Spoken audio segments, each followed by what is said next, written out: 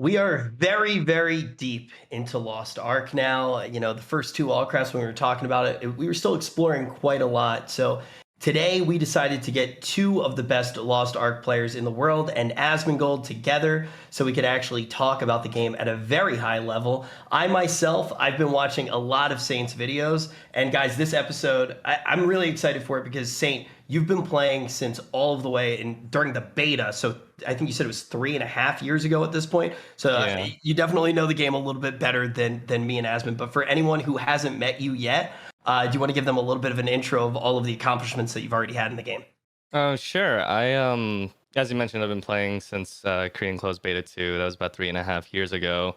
I've just been a steady player with the game. I played through its low points, played through its higher points recently. And as far as accomplishments go, I've cleared all the highest difficulty content in the game, and have been there for I guess Korea first prog. It's kind of weird to call it world first. Right, because it was only that region. Right. Yeah. So, Asmon and I, we've gotten our daily Guardian raids down. Do you think we have what it takes to actually go into the hardest raids in the game? I think that's one of the biggest questions. Yeah, man, I soloed Virtus, man. If he wasn't hard, they wouldn't need to nerf him, right? Well, with the difficulty of the Guardian raids, it's kind of staggered in a really weird way. Whenever you go to the Guardian raid board, you know how there's like 4 Guardian raids in an order, and then there's level 1, level 2, level 3, and level 4. But the level 1, level 2, level 3, level 4 don't actually dictate difficulty. It's the order that they're in. So the one at the bottom of the list in level 1 is harder than the one at the top of the list in level 2, 3, 4, etc. It's just based on their placement. Damn, I didn't know that at all. I thought it was just like it went 1, 2, 3, 4, and then effectively 5, 6, 7, 8. It doesn't work that way? Yeah, I mean, they go up, and the fights are varied, but usually the first fight in a given tier is always going to be the easiest. And you're familiar with that concept, of course, from other MMOs. Oh, yeah. Yeah, it's a very common thing. So, like, whenever you first started playing Lost Ark, like, my understanding of the game is that whenever it first came out, there was a lot of really mixed reception. A lot of people didn't like the game. There was a lot of frustration with the developers, etc. Could you kind of go through, like, what it was like to play through that? Yeah, so, I mean, initially, it wasn't the worst thing in the world. We had an old system of upgrading back then, which didn't actually have RNG involved. But the problem was, in order to upgrade your items back then, you had to do certain activities, and it was like super harshly time gated in such a way where like you couldn't do other activities and then buy what you need off the auction as an upgrade. If you didn't do these activities, you couldn't upgrade. Also, back then, the game was a lot more of a simpler format. And Guardian raids were the end game of Lost Ark back then. Really? There were no such thing as Abyssal Dungeons, Legion Generals, anything like that. Wow. The Guardian raids, they were much tougher, of course, because at the time that was your end day to day. But over time, they kind of got relegated to like a daily boss, and then that's something we actually have to probably go back to at some point when we talk about the nerfs that are happening in the West. Oh, yeah. But eventually, what ended up happening was we got to we actually got to Yorn. When they released Yorn, the upgrading system changed altogether. And unfortunately, what happened at that point is the game actually became a very pay-to-win game. Because the problem here is, while you can pay to progress faster today, you can do that today. Yeah. You could also play and make meaningful progress. Back then, that was not the case. It was either you pay or you weren't really going to get anywhere. Wait, so you couldn't even get the shit unless you were spending money? It was either that or you just had to spend way too much time, to the point where it just didn't feel fair for a free-to-play player at all. Oh my God. Yeah, I feel like right now the balance is a little bit more fair, where you can see, obviously, there are some people out there who spend a lot of money on this game, and they get ahead really fast, and it's crazy how fast they can get ahead, and it's also crazy how much they spend. A lot of those people who are doing that, I've noticed, are very good at the game too. And I don't know. I mean, and the reason that they're doing it is just because they just want to they enjoy supporting the game that they love. I've noticed. Is that right? Yeah, it's like a donation. Think about it like that. It's Okay. like it's like when you go on Wikipedia and they're like, we've fallen on hard times. If you Yeah. enjoyed the service, I just want to say to all of those players who have subsidized the game for the rest of us, we should probably just really say thank you to them instead of Okay, so we're not even like, all right, we're gonna take this all the way, aren't we? Okay, all right, I see how it is. yeah, we shouldn't make them feel bad for their service, Yeah, I mean, of course not. I learned today that there are people that spend money in the game and then they pretend like they're not spending money in the game. But and like, was this a thing, Saint? Like back in the Korean servers, like, does this really happen? People pretend like they're free to play, but they're not. I think it's usually really abundantly obvious when someone's not. Yeah. I was curious about that. I feel like that is like a thing. Like people love to be like, yeah, I'm 1340 completely free to play. And they like kind of, I feel like one of the things that is interesting right now, and we were actually talking about the Saint before we jumped into the episode, is the fact that it looks like they might be changing some of those honing costs. I know it's not guaranteed, but I would like to hear your thought on it, especially as somebody who's relatively invested in the game and maybe already got 3 characters to tier 3. Did I make a bad decision? Okay, so I did some comparisons the other day with what it's like in Korea currently with upgrading versus what it's like in the West. Yeah. And in Korea, Russia, and Japan, there is a server-wide like buff to upgrading in tier 3 that reduces the amount of materials that they need to upgrade by half. So they need half as many destruction and guardian stones, half as many leap stones, half as many fusion stones. But in the West, while that's not applied, it seems that they reduced the gold cost of upgrading by a lot.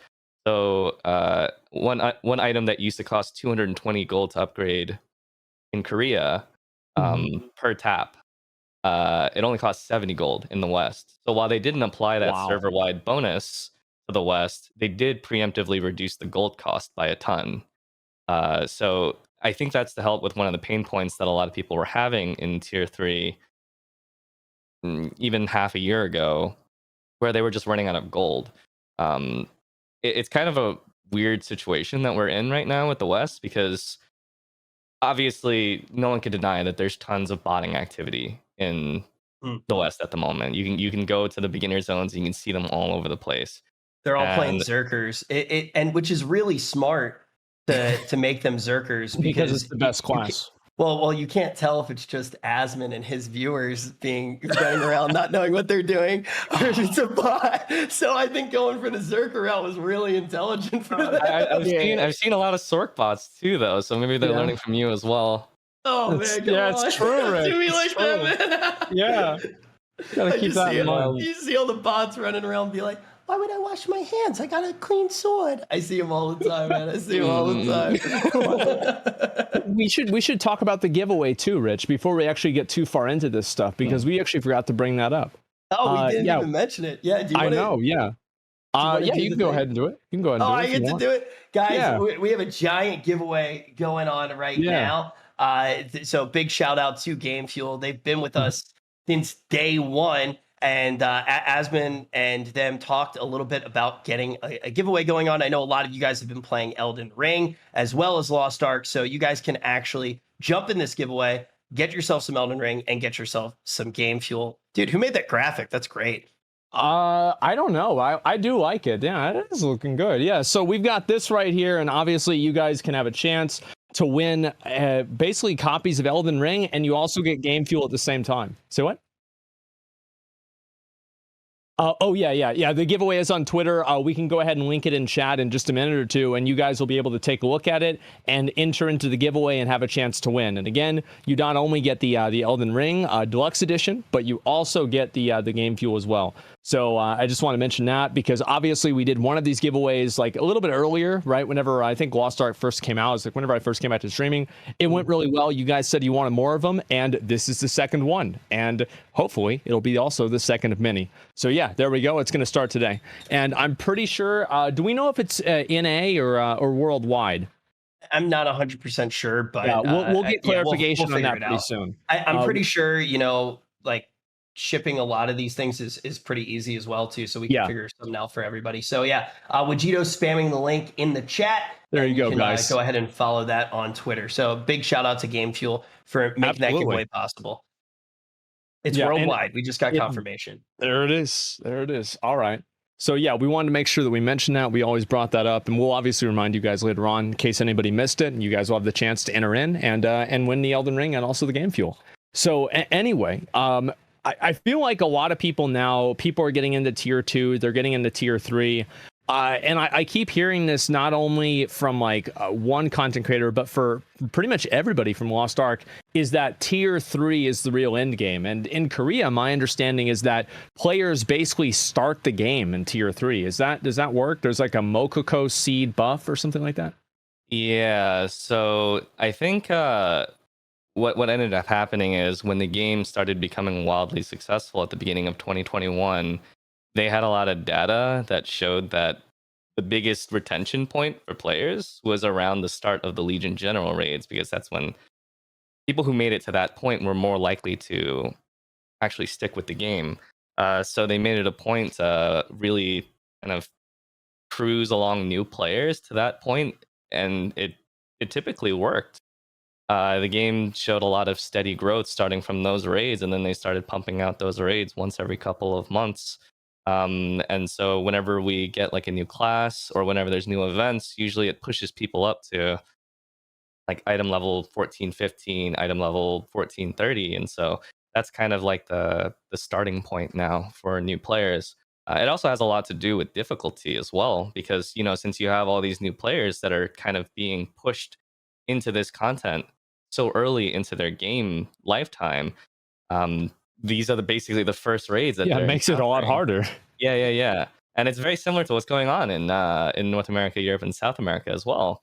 At a time of the game, you would actually have time to sit down, learn your class, learn what a stagger skill is, learn what a counter is, and figure out how each of these bosses work.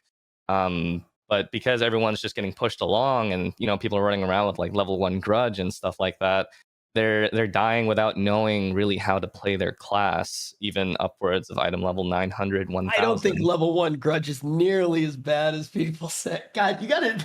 Have you actually been watching my stream and just trolling me right now?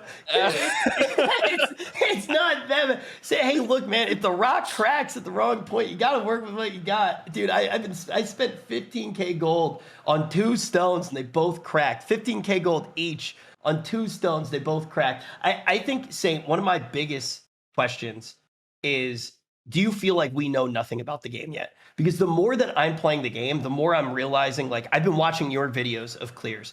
I've been watching a lot of videos of some of the later clears and seeing how people actually navigate the game and what like the daily flow actually works like. Because I feel like most players, once they get to the end game, they have like all of their little alts just at different stopping points. Like, you have like a few tier 2 alts, maybe even some alts that are like the low end of tier 2, then a whole bunch of tier 3 alts that are like some of them are going to be at 1325 just so they can farm the raid each week, and you're getting your gold from all 6 characters. I see people even running multiple accounts. So the daily grind, instead of doing some of these quests or farming Makoko seeds like Asmon has been, it seems like it's way more focused on making currency on the alts, funneling that currency to a character, and then that character is doing content that doesn't even exist in the game yet. That seems like it's going to be a very different type of challenge than what we're used to. So do you think a lot of us who are playing for the first time, who feel like we know a lot, maybe don't even know the half of it? I mean, the game is trying to shove 3 years of content and systems down your throats, and it's been like 3 weeks. So it's not really fair to judge people on lack of knowledge when the game is brand new. Um, I see a lot of people improving pretty rapidly, and they're getting the hang of systems pretty quickly. Uh, I mean, yeah, there's more to learn. The raids get harder. Figuring out the little tips and nuances when it comes to making your character stronger as well, while spending the least amount of gold, ideally. It's all fairly Spending important. And gold. You hear that, Rich? Sorry, Saint. I haven't had a gold problem. I've had more of a silver problem, to be honest. But I don't know why please that's don't buy happening. silver with your gold. Don't do that. Oh, dude, can you not judge me for a second? Abysmal, man. I've literally bought probably 2 million silver already with gold. Don't do that. What? Oh my god. Okay, yeah, that's. Oh, I knew it was bad. I knew it was bad, but if I did anything else, I would have had to play, and I was in the middle of honing, and that's kind of my game. Is this a terrible thing to have to play the game? Imagine that. Yeah. Here's the thing: when you're as bad as I am, sometimes you want to take a break from being bad, and you want to get that dopamine rush from the 10% hits back to back. But in all seriousness, I am great at the game. And secondly, in all seriousness, I just want to ask, as somebody who is really enjoying the game right now, what is my day-to-day going to feel like as like the Legion raids come out? What am I actually going to be doing every day? So besides the fact that there's tons of collectibles, I don't know. Have you been working on them, Rich? I've been working a lot on anything that gives me skill points. So how many Makoko seeds do you have, Rich? 30. Dude, I have over. Why are you getting now. the Makokos? They do nothing, bro. They actually do nothing. No, that's not true, because if you go to my stronghold, they gave me a thing, and it's like a monument, and it's a really big seed. And I have that in. I have it in you. Makoko seeds.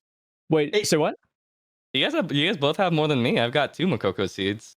That's you more have than 2?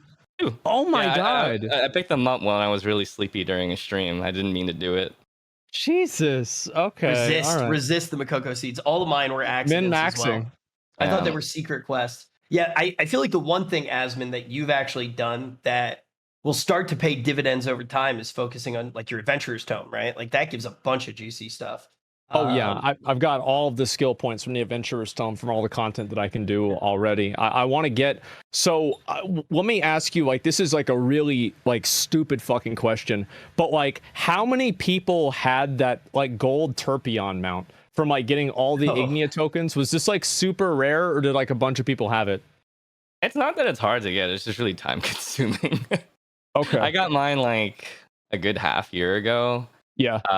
And you don't really.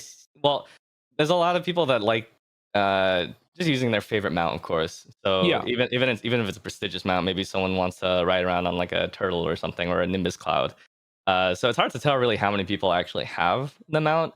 But if you put in the time, you can eventually get it. Unfortunately, one of those Adventurer's Tomes is very, very difficult to finish, because you kind of have to clear. You know that one video, how difficult is raiding in Lost Ark? You had to beat that. The one video that you did? Yeah, you have to beat that to actually 100% that region. So question, if you can't do that, you might have to wait a little bit longer. Are you trolling in that video? No. Well, look, honestly, if you take a player who's never played Final Fantasy, if you take a player who's never played World of Warcraft, and you put the highest level raid in a 6-minute format and you make them watch it, they're going to be overwhelmed. It's actually wild. So many of the mechanics in that, I watched both parts of that video. So many of them were very similar to mechanics from Final Fantasy Ultimates, which was really cool to see. So yeah, I think like a lot of the people who do play WoW, a lot of the people who play Final Fantasy, you have like a giant advantage with already understanding MMO mechanics. How much of the player base, though, in Korea actually clears the content like that? Do you know, or is that something that's a little bit hidden? A few months ago, we had information that for the normal version of that raid, the clear rate was about 20% of players who are eligible to enter it. We did not have the same data for the hard mode of the raid, which is a lot harder. But they're constantly trying to look at this data and see if they need to apply nerfs. But like 20% sounds pretty good. Yeah, 20% 20% is really high. okay. It's definitely not that bad. But what's really important about these raids, and actually this goes back, I was watching you fight Alaric the other day, Asmon.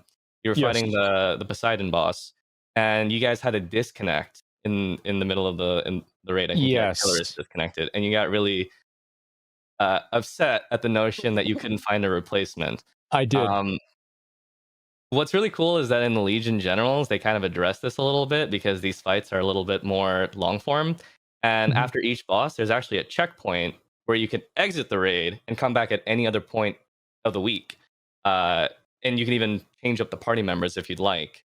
Okay. So it's not as bad when it comes to gear progression, and all the Legion General raids, it's not required to beat the final boss in order to progress your gear. Beating the final boss will speed things up.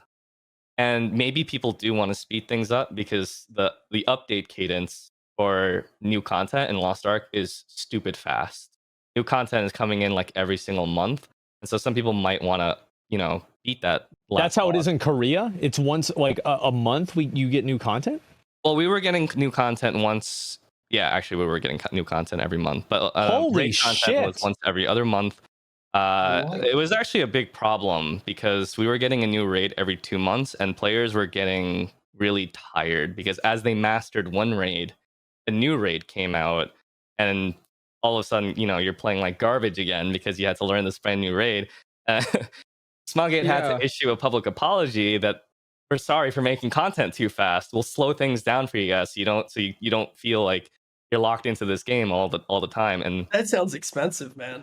that's why in 2022, instead of like 7 new raids, they're doing like 5 raids. So That's actually nuts. So I said this a few times with my like 0.0000001% knowledge compared to your knowledge. But as a new player playing through what we have right now in NA, I was like, the only way I see Lost Ark potentially dying is in NA.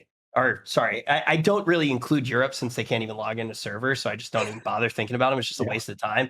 And that's honestly, cool. they won't even hear it. They're probably in a 13K queue just to even hear me talk. But the thing is with the game, there's so much content, right? We know we're going to be getting new classes I think they said around 2 months. We have all of the stuff from Korea that hasn't even been released in these servers, and it feels like the content cadence is going to be incredible. And my question was, what happens once they run out of all of that backlog content? Are people just not going to have enough content, maybe get fall out of the loop of the game? But from what you're saying right now, it doesn't seem like that's even going to be an issue.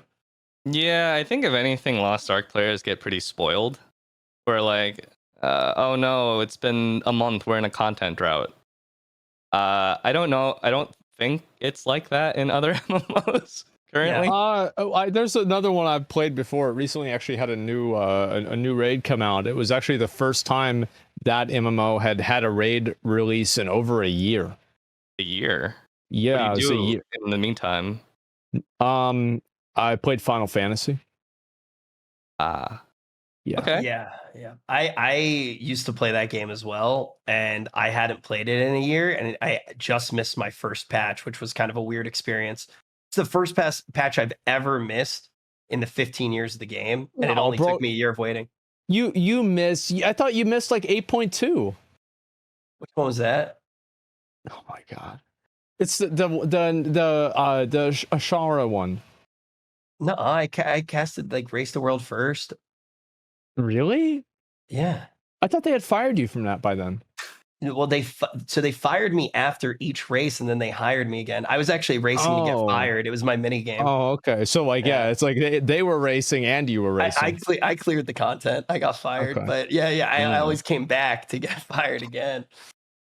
Okay. Pecky's, you're gonna get fired in a second. Yeah, here. speaking of fire, gonna turn in a second. Be careful with what pictures you're bringing up, man. But yeah, no, it is wild to see how different Lost Ark is in that way.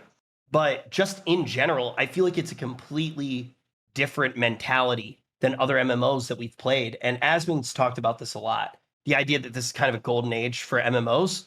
And you have games like New World that came out, which, despite what anyone will say about that game, a very different experience than what most people expect from MMOs. And now you get Lost Ark, and it's also a completely different experience. And I'm curious to see how the ecosystem of MMOs moves forward.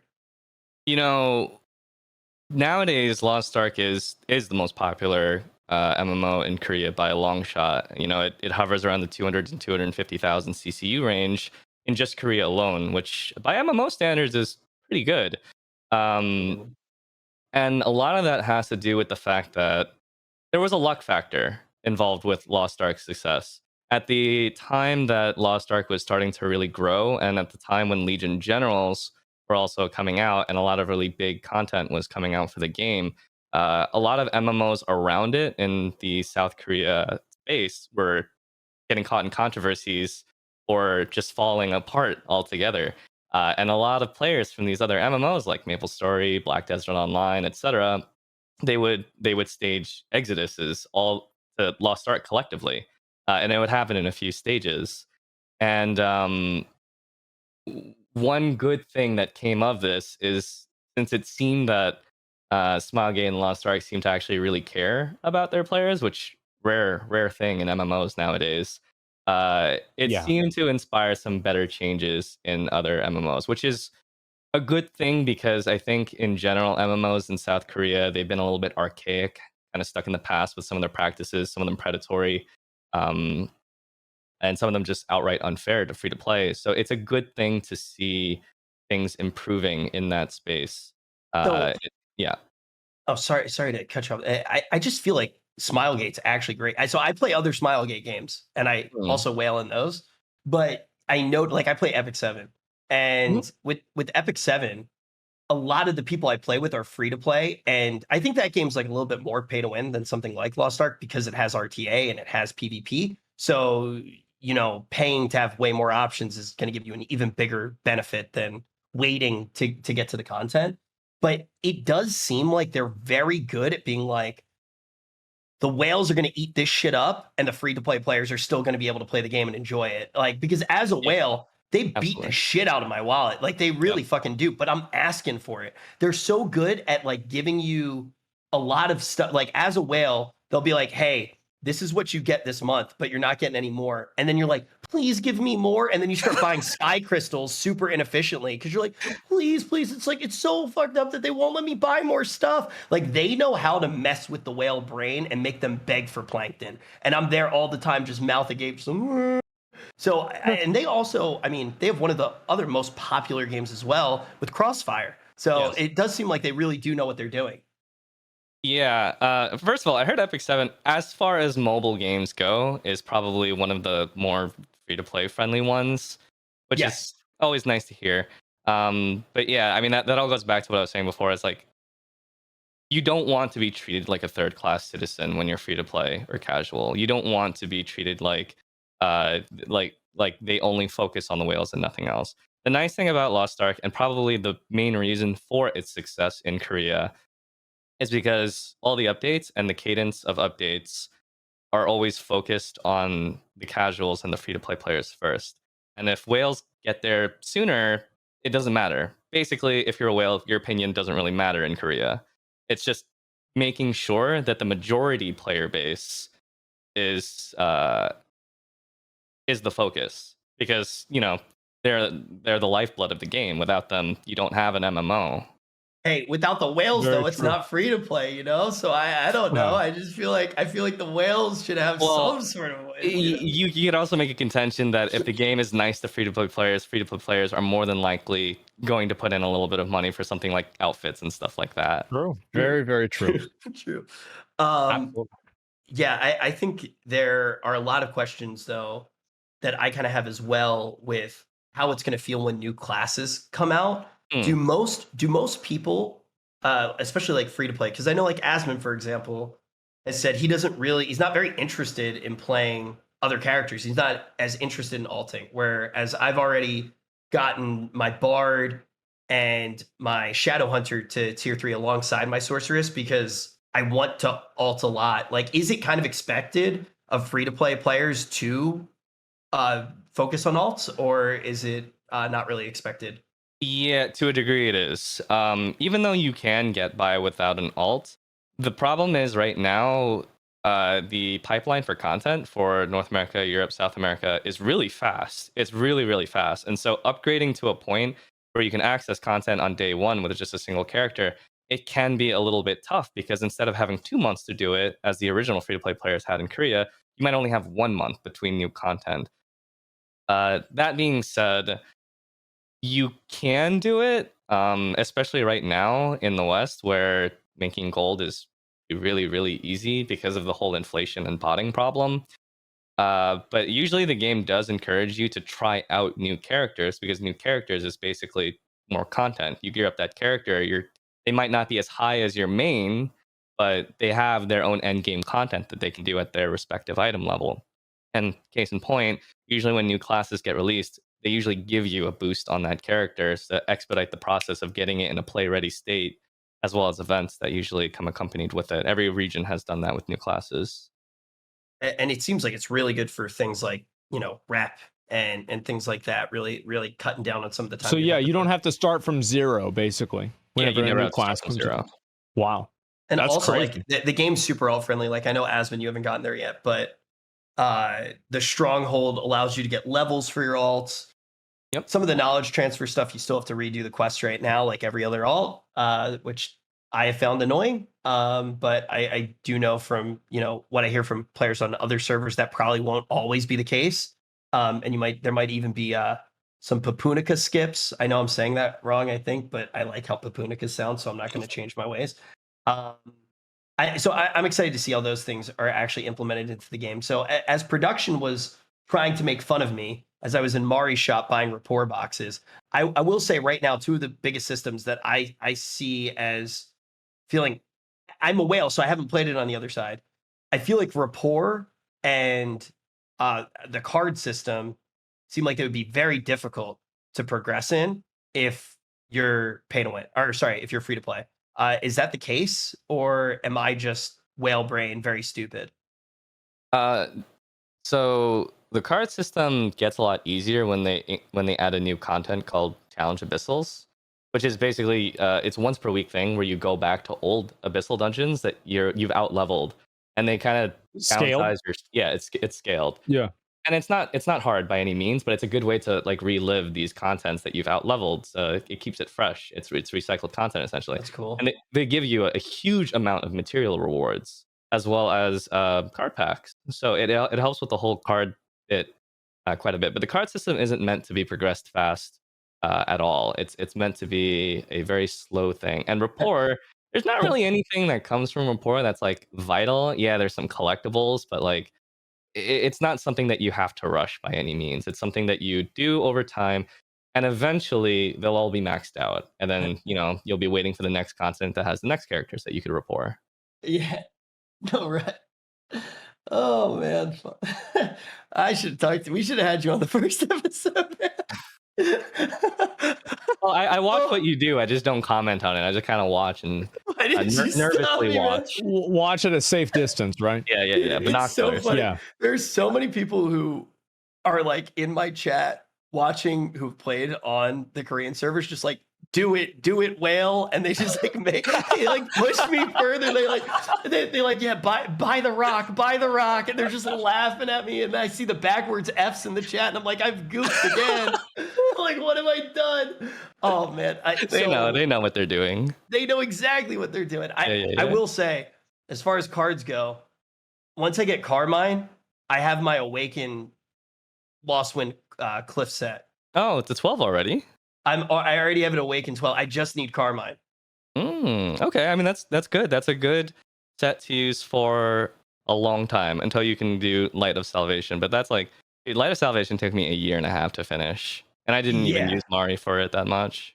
I feel like Light Salvation is going to be like really impossible. That's why like when I saw Asmon looking at the horse, I was like, yeah, good luck, man. He's like, wow, dude, I'm going to get the... And I was like, you're not getting that horse for the next He's 3 working years. on it a lot more, though, than I thought he would. You play this game a bit off stream, don't you, Asmon? I play usually every day about 15 hours a day. That's about like, so usually for any game, like I spend about 15 hours playing video games a day, and probably 1 hour laying in bed, and then the rest of the time sleeping. That's about it. Dude, you want to know what's crazy? Mm. So I looked just because I was curious. Final Fantasy beating everything, doing all of the like ultimates and all of that. It took me 966 hours on stream. Since Lost Ark came out, I've already streamed 370 hours. I've put in 300 hours into the game since it came out. And like that's not even counting, like, again, I've done like a lot of Elden Ring stuff too, but like I feel like I've done, like, I just try to make sure that I do my rapport stuff. So like, because my understanding of the rapport, and like maybe this is not true, but like it's that the majority of it that you can do are the gifts, and the other stuff, the dailies, are just kind of like, you know, those are like pennies in a way. So I just try to knock those out every single day if I see them, and then other than that, I'm just gonna wait for the big boxes that I can use. Is that really the best way to go about getting rapport? Or Yeah, I mean, like, it's yeah, not a system that you really need to rush, and also they give a lot of those stuff out through like events and stuff. So if you really really? need, yeah, Okay. they always give out rapport stuff from events. Like, I probably have like 30 of the Reddit ones just like sitting around in Korea, just collecting dust. You know, like, Wow. so Okay. again, it's not like an urgent thing to do, but if you want to complete the adventurer's tome, yeah, you kind of have to do it. Well, I there's haven't even also, done my actions every day. I just I yeah. don't. So you have like probably what, like maybe 24 skill points behind rapport, and it might be more behind that. And the Ignia tokens give what? I 12. think they give 12 total skill points. And I yeah, and then the believe so. rapport has like what I think, was it 3 different skill point potions? I forget. You know, man, you knew that instantly. I was pulling numbers out of my ass like when Asmon makes a stat. Uh-huh. He's like, yeah, 80% of players like, It's okay. I do that sometimes too. You know, there's been this number floating around in the community, like, oh yeah, in the West, Guardian Raids have 50% more HP Okay. than Yeah, that is a please, can we number talk I about made that? up. Is that I made legitimate? So you just made it You up made for no that. I just made reason? up that number, and the community's just been like, well, this guy seems to know what he's saying. I'm sure Oh my 50% is god. right. I was just like in a random rant. I just pulled a number out of my ass, and then, you know, next thing you know, everyone's saying 50% like it's an official thing. So Uh, are they buffed at all though? they are, yeah, they're buff, but they've never Okay. said like an official like 50%. That was just a number I randomly made up. It's so Okay. crazy though. When you get to the tier 3 Guardians, it's night and day. Like it feels like I cleared Yoho with NMP. So like that goes to show how easy like Yoho is compared to Yeah, yeah, yeah. Virtus.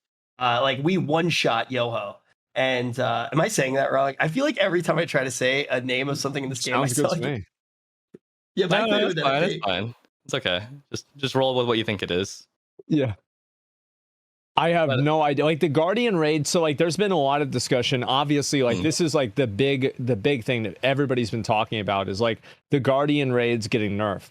And like everybody's been talking about like, is this like a good thing or a bad thing or whatever? And I've actually heard people tell me that actually this has been a thing in Korea for a while, where like they've nerfed Guardian raids before. This is not some kind of like unheard of thing where the Western players are just lazy. Has this happened yeah. before? So it's not the case of Guardian Raids really in Korea, Okay. but Legion Generals have been nerfed probably 3, 4, 5 times each, all of them. Wow. They're very far from their original difficulty, and really the reason for that is the clear rates were just too low. They needed to be nerfed in such a way where more people can not get frustrated and actually try them. And I know that doesn't that like to you that might not sound good. You're like, dude, nerfing difficulty is never a good thing. I can give you only one bit of respite, and that is every nerf that they've ever done on these raids, I thought were fair. They would usually alleviate pain points of the raid that didn't feel satisfying to overcome. It was just stuff that was annoying for the sake of annoying, like invisible hitboxes or things that were just unfun. Yeah. And then if you ever want to encounter the true difficulty of these raids, that's what hell modes are for later on down the line, because those have never been nerfed. Actually, they got buffed recently. They were made even harder. So for the people who are looking for like the pinnacle of challenge, that is there. But even if you're just doing the normal raids, they are still really challenging. Even if you have a guide, even if you're not going in blind, even if they've been nerfed, because the game is very execution heavy. It's very, very, very execution based. And so people need time to learn that. Obviously, people get to a point where they one-shot raids, but that comes with hours and hours and hours of practice of learning everything backwards and forwards. So the Guardian raids, it is a super contentious point. People have asked me a ton how I feel about them getting nerfed, and I'm gonna be honest. If you're watching a stream for Lost Ark, you're probably better than the average player who is playing this game, and those Yeah, nerfs no are doubt. probably not directed towards you.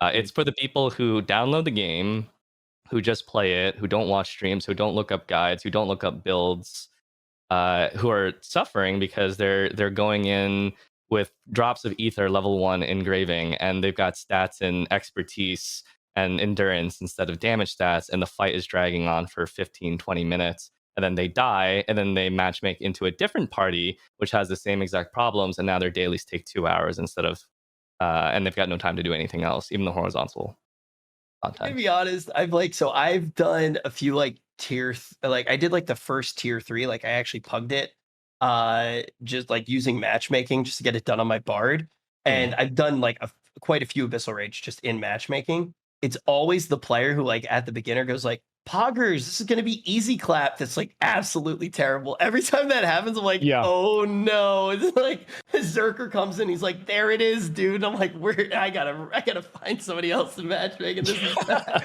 Yeah, This the is character so looks like my character. It's like, yeah, oh fuck. like its Okay. name is just like its name is just Clean Sword. Like Yeah. it's always bad.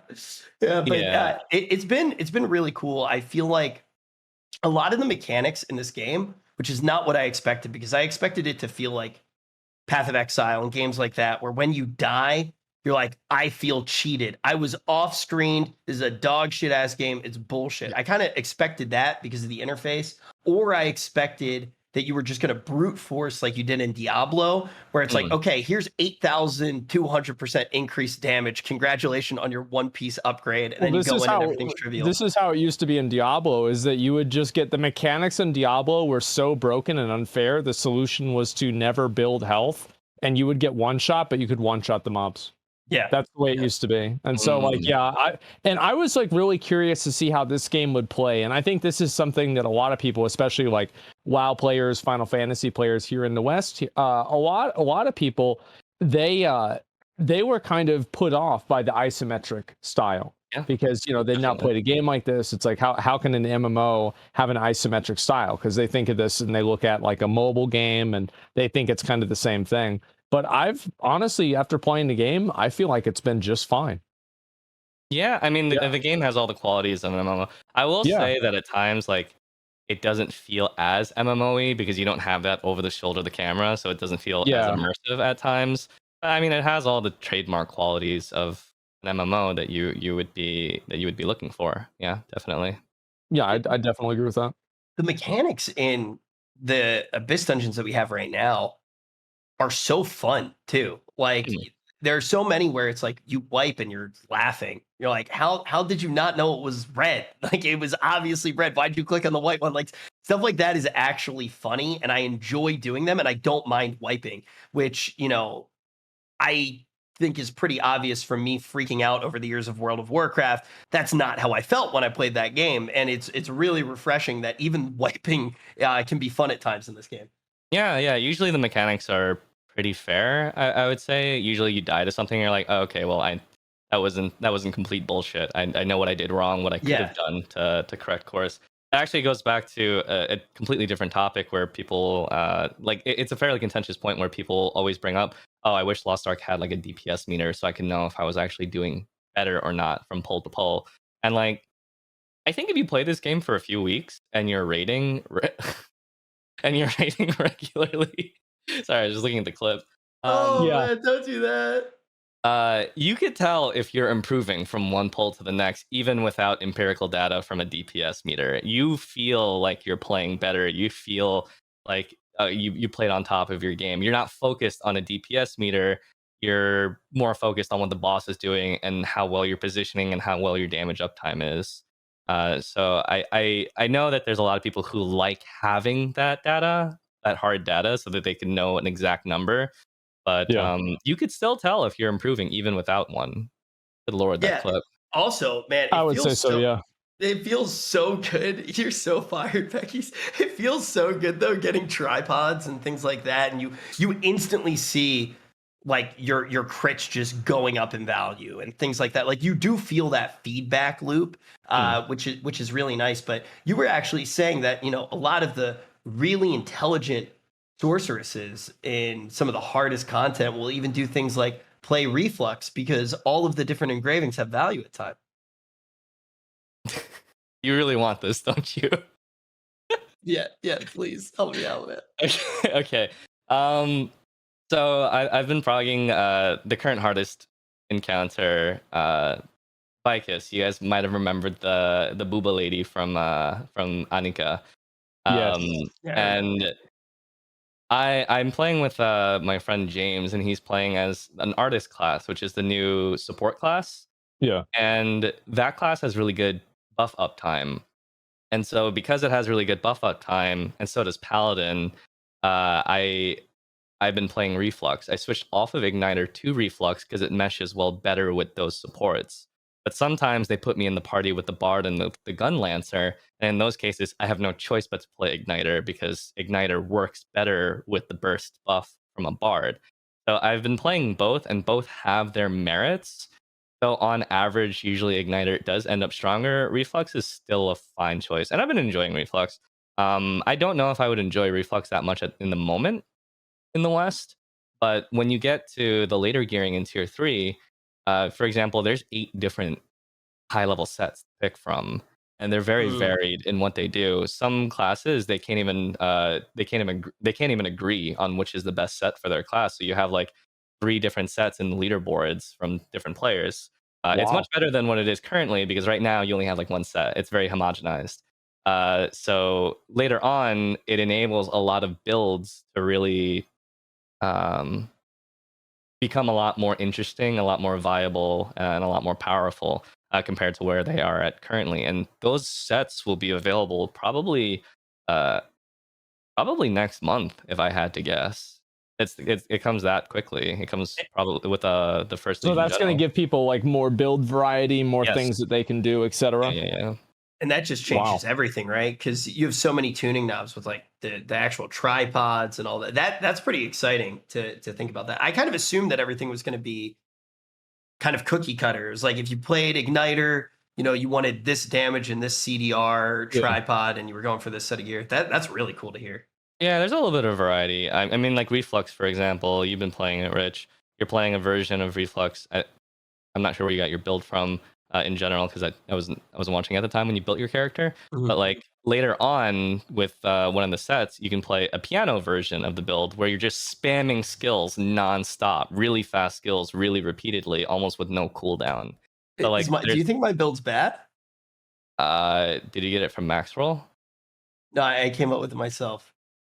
It's okay. I got it from Maxroll. Okay, it's good then. Okay. I wrote that. Yeah. Oh my god! I literally. Did you really? Yeah, oh wow! No, I switched out Squall because I wasn't really using it that much. So I switched out Squall for Inferno. But which is probably Peg. Yeah. No. Like when it comes to countering, like countering is super fun in Lost Ark. It's a relatively new system. Does countering matter more in T3? Because like why does it matter more in T3? Because in some cases, if you don't counter the boss, it creates either a raid wipe or a massive damage AoE. Wow. Okay. Yeah. So like it's that's kind of what I semi expected, but I just didn't really know. So like everybody's just got to be ready for that whenever it happens. Like right now a lot of people don't counter, but people get better at it. So it's not something. Okay. And like you never have to worry that countering is solely your responsibility. Because like say you're a back attack class, like Asmon, you're always trying to reposition behind a boss. You're not always going to be able to move to the front of the boss if it starts a counterable pattern. That's someone else's responsibility that's on the other side. But if the boss happens to be turning towards you, then, it's not really an issue. You just quickly do it, and then you get your free damage uptime. So I've had a lot of people ask, how do you counter? And you just kind of always try to put yourself in a position where you can counter.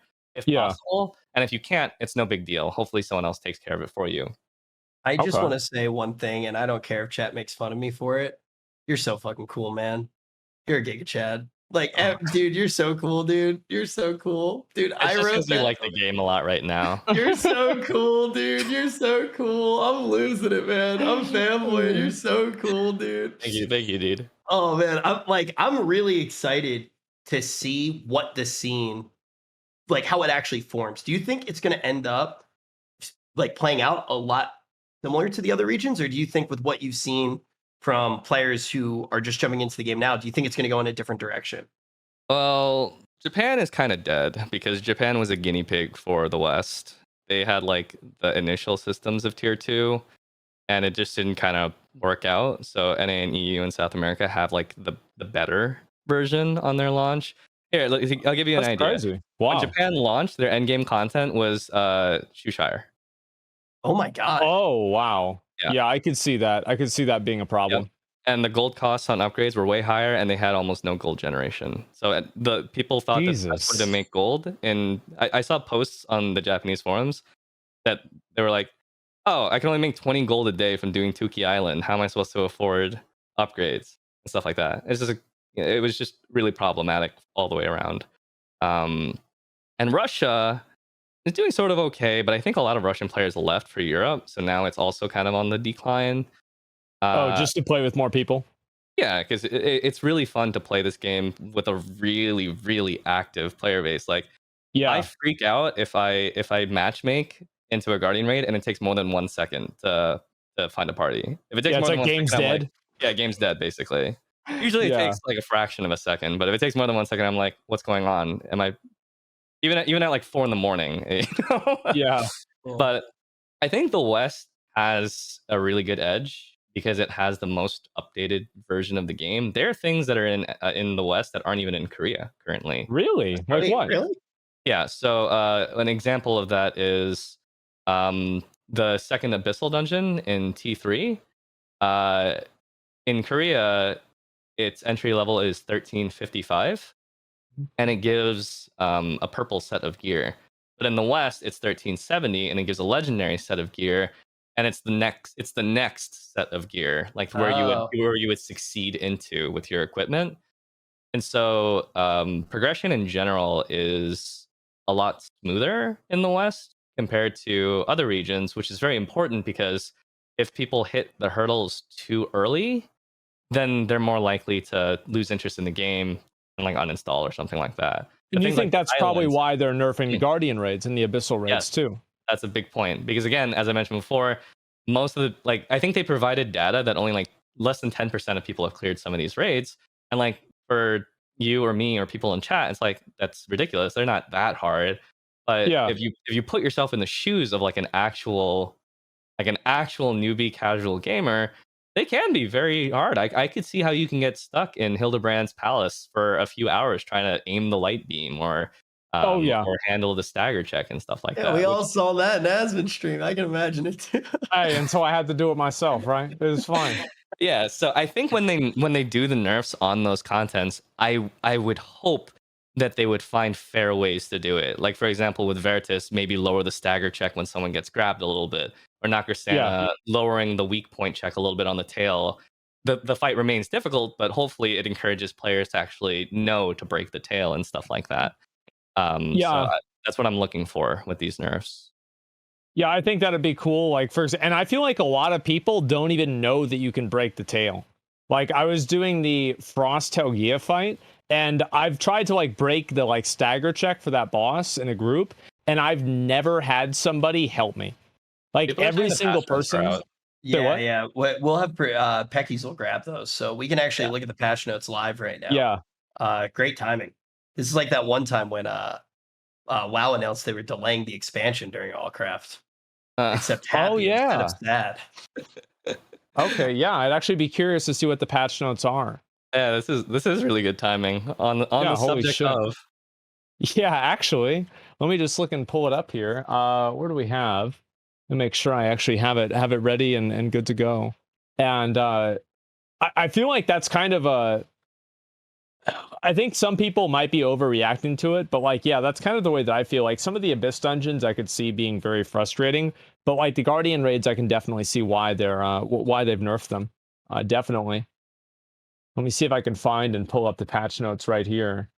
They're probably, yeah. Might be a little too small to read for us. Oh, So I'm gonna try and yeah. pull it up on my other screen.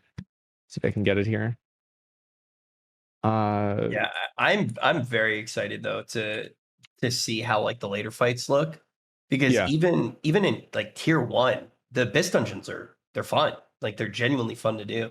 Like I've been re-clearing them on as many alts as possible, straight up because I want legendary cards, right? I'm trying to get that Carmine. So like every time I go in, I'm still excited that it might drop. Mhm. But I look forward to it.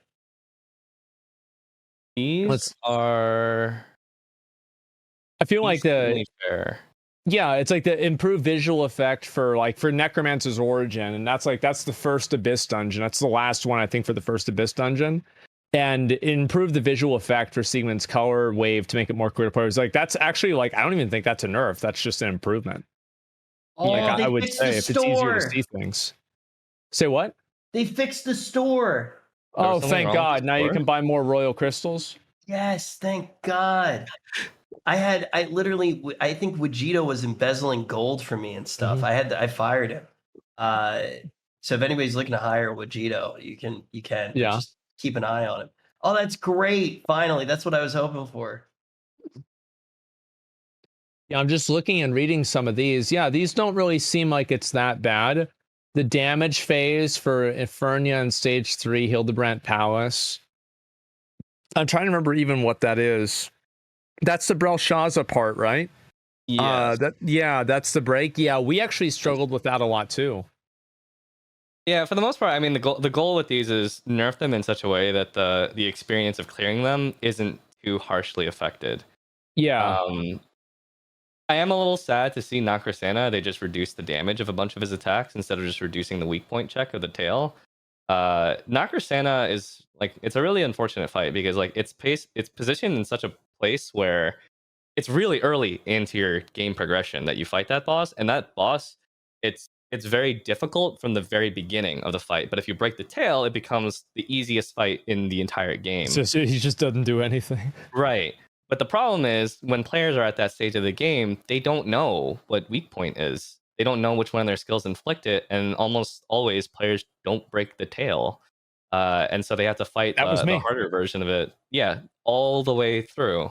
Nakrasana, he comes back in in 5, right?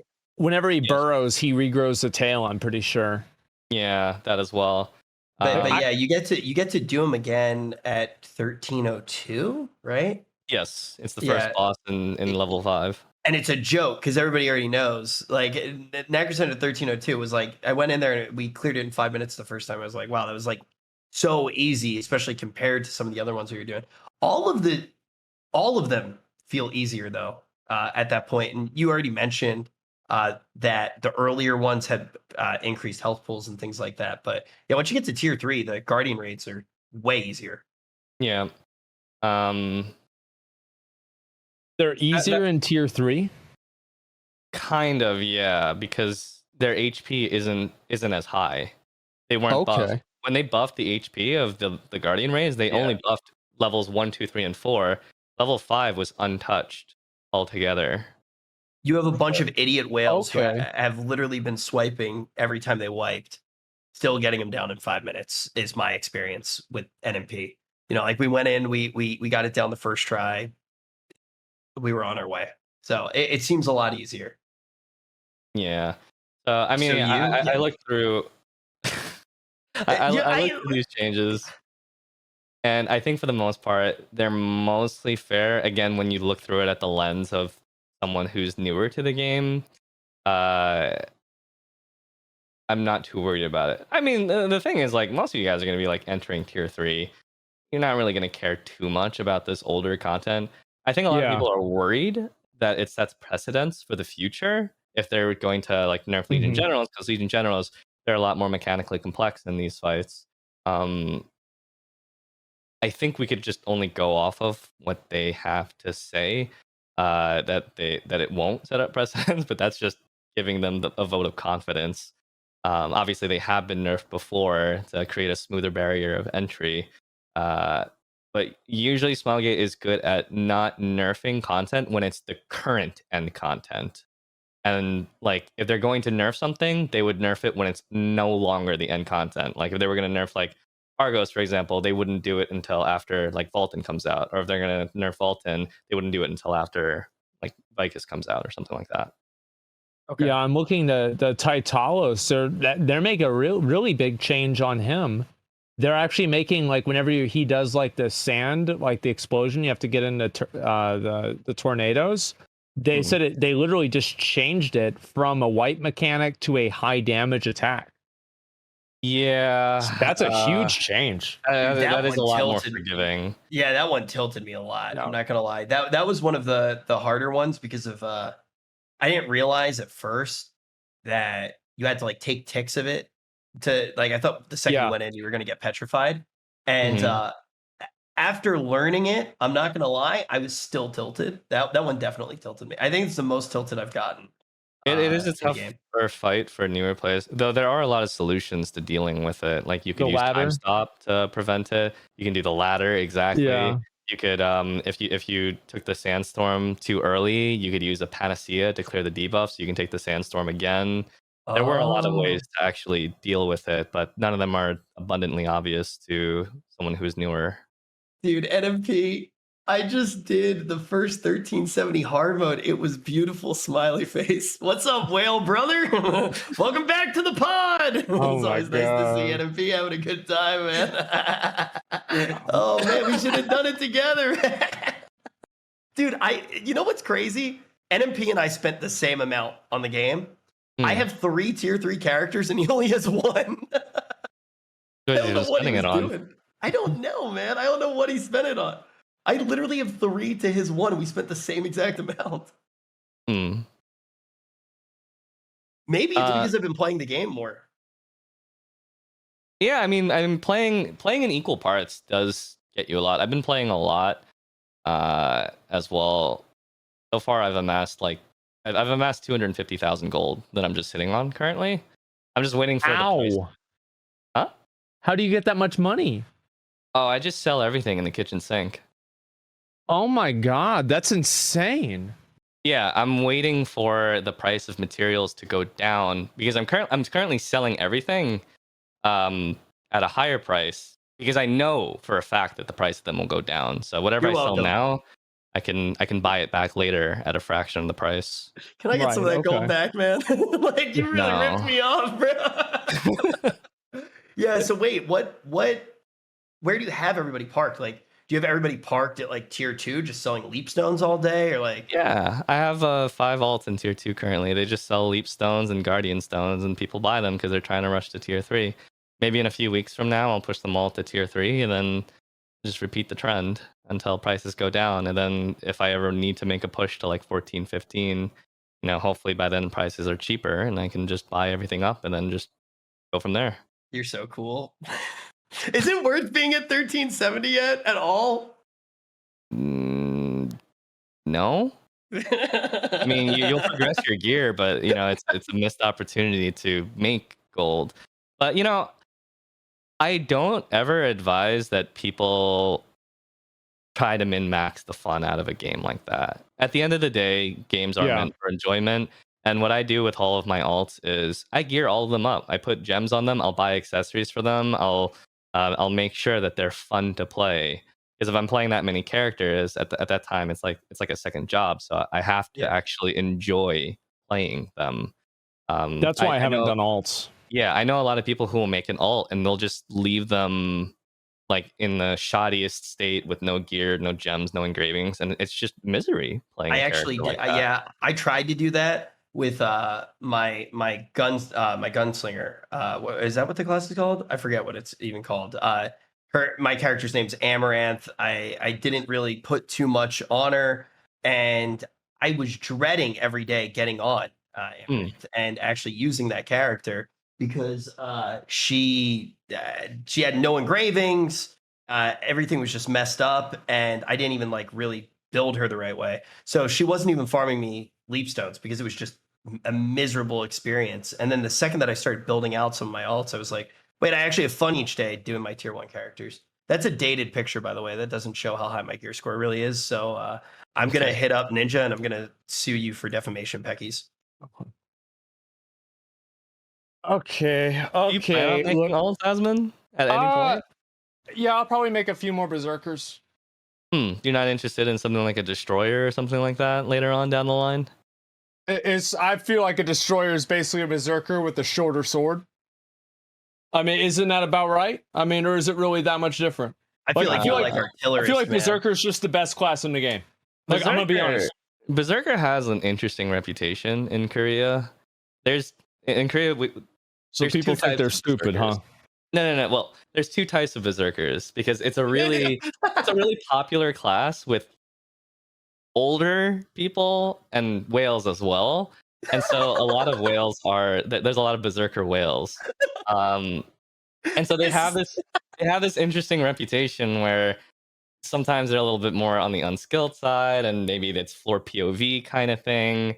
But then on the other hand, there is like a small subsect of berserkers that are known as like absolute giga chads that play perfectly and are soloing content that shouldn't even be soloed in the first place. Unfortunately, the latter makes up about 1% of berserker players, but you know that's on the Korean servers, right? Like there are no giga chat servers on the new servers over here, right? That sounds like a shot at Asmon right now. You'll see. You know, like Rich, whenever I get up to these Guardian raids, I'm gonna solo all of them. You know what we should do, Rich? We should have a thing where we watch you solo some of the fights. I want to see that. I want to see you solo. I do it all the time. I do it all the time. Yeah. Look, man. Look. I am MVP all the time when I do my Abyss. I do get carried occasionally. I would say majority of the day I get carried. But every now and then, I go big on my reflex sorceress, and everybody makes fun of me for not being Igniter. I'm telling you, man. Like I've already whenever I hit tier 3, Rich, like I'll carry you. I'll carry you because I'll have gotten there and I'll have all my stuff and I'll be like, Rich, you know, like I know you don't know these fights. You would know this. Can you pay money to get a Guardian clear, or do you actually have to? It's really popular in Korea to get on the bus. Yeah, people do that. It's called what? Busing. Yeah, not to be confused with bussy, but busing. Is you know, people get on the bus and then the bus driver who's the person that's carrying them you know, they're like, okay, you know, you paid your fare, now I'll bus you to the destination. And it is a common practice. Usually the people who buy those are people who have alts that they just didn't gear up, that they don't want to play. They just get on the bus, they get their materials, and usually that equates out to be a little bit more than what the bus fare was. It even exists in raid content as well, but really, yeah. But the thing is, from the Second Legion General onwards, they made a very, very, very proactive approach to putting in mechanics specifically to stop that in the raids. They can still technically be carried, but oh god, they are very annoying to carry in comparison to anything before them. It's kind of like RNG to carry somebody, like to depend on like who the mechanics go on, kind of. At times, like for example, in again that one video, how difficult is raiding in Lost Ark? That first fight on phase 5 requires all 8 players to survive all the way through 75% of the fight. You can't lay dead; you'll cause a raid wipe if you're dead at any point before that. So that's like one example, and a lot of these fights later on, they're littered with mechanics that stop you from carrying people. That's crazy. So like actually you can't have, well, do people do like account sharing stuff and everything like that in Korea? It's obviously not allowed, but such things as piloting services exist. They exist in every game. Yeah. I just didn't know like how popular that was at all. That's pretty incredible. Like I'm kind of surprised to see like so they designed the fights intentionally to prevent people from like just bringing in 1 or 2 people as just straight up dead weight. Yeah, but it's also contentious because a lot of these mechanics, some people find them to be very overbearing, where Yeah. it's like if one person makes a mistake, it kills everybody. Right. And a lot of people felt like, especially some of the newer raids, they felt like there were too many of those, and it just made it too frustrating to progress forward. Yeah, I know we had that happen with like the Hildebrand's Palace. Like, if you have one person dead, and then somebody gets a meteor, you've only got two of the light sources, and you can't break it, so it's just it's over, right? And unless you like go to the side or something like that to avoid it. So yeah, I mean, it can be frustrating. Like Final Fantasy has a lot of features like that too, where like one player makes a mistake, they walk towards a debuff or something like that, and like just everybody's health immediately goes down to 0, and you're back at start again. So yeah, I'm pretty familiar with that too, and like even WoW has features like that too. Yeah, I also wanted to take a moment to actually, I guess, apologize to the community for making that video in the first place. I feel like it was very misrepresentative of the typical rating experience, and I do feel really bad about it because I did Really? get a lot of comments on that video saying, if this is what rating is like, then I'm out. Yeah. And what I failed to mention was that all of these raids, they have multiple difficulty levels for every type of player. And I really wanted to press that point because it is important that um, every player is attended to in this MMO. You don't want to feel like in order to get anywhere, you have to do this anxiety-inducing raid to get to move forward. I will say though, that honestly, it's always nice to hear somebody makes their content actually thinking about how it's like affected the space. I think Asmon and I have talked about that like a whole bunch with Allcraft in particular. But I will say I watched it and I was like, this looks so cool. Like I really want to try this game. So I'm sure that there are definitely a lot of people who ended up getting attracted to the challenging content from a video like that. I think it did inspire a lot of people to get excited for the fact that Lost Ark raids they're at a high level as well. It was just for the people that were kind of turned off by it that I feel like if I had provided more information, maybe they wouldn't have been so turned off at the idea of high rating. What about like, okay, so like obviously the Belshazzar fight was fucking ridiculous. But like the Volton fight, it didn't really seem like it was like really like, I mean, yeah, it seemed hard, yeah, for sure. But it didn't seem ridiculous like that did.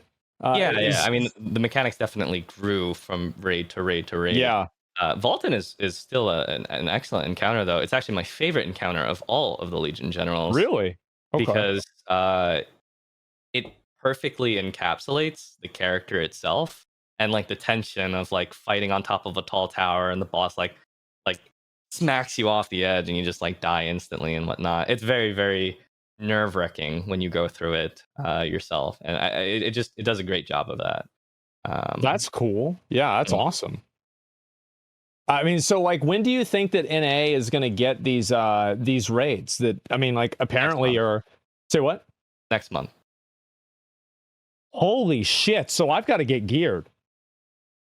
You're not that far behind, honestly. You just gotta every single, according to you, every single roll's 50%, right? You either get it or you don't. So no, it's actually 100% because I've succeeded 2 15s like first try in a row.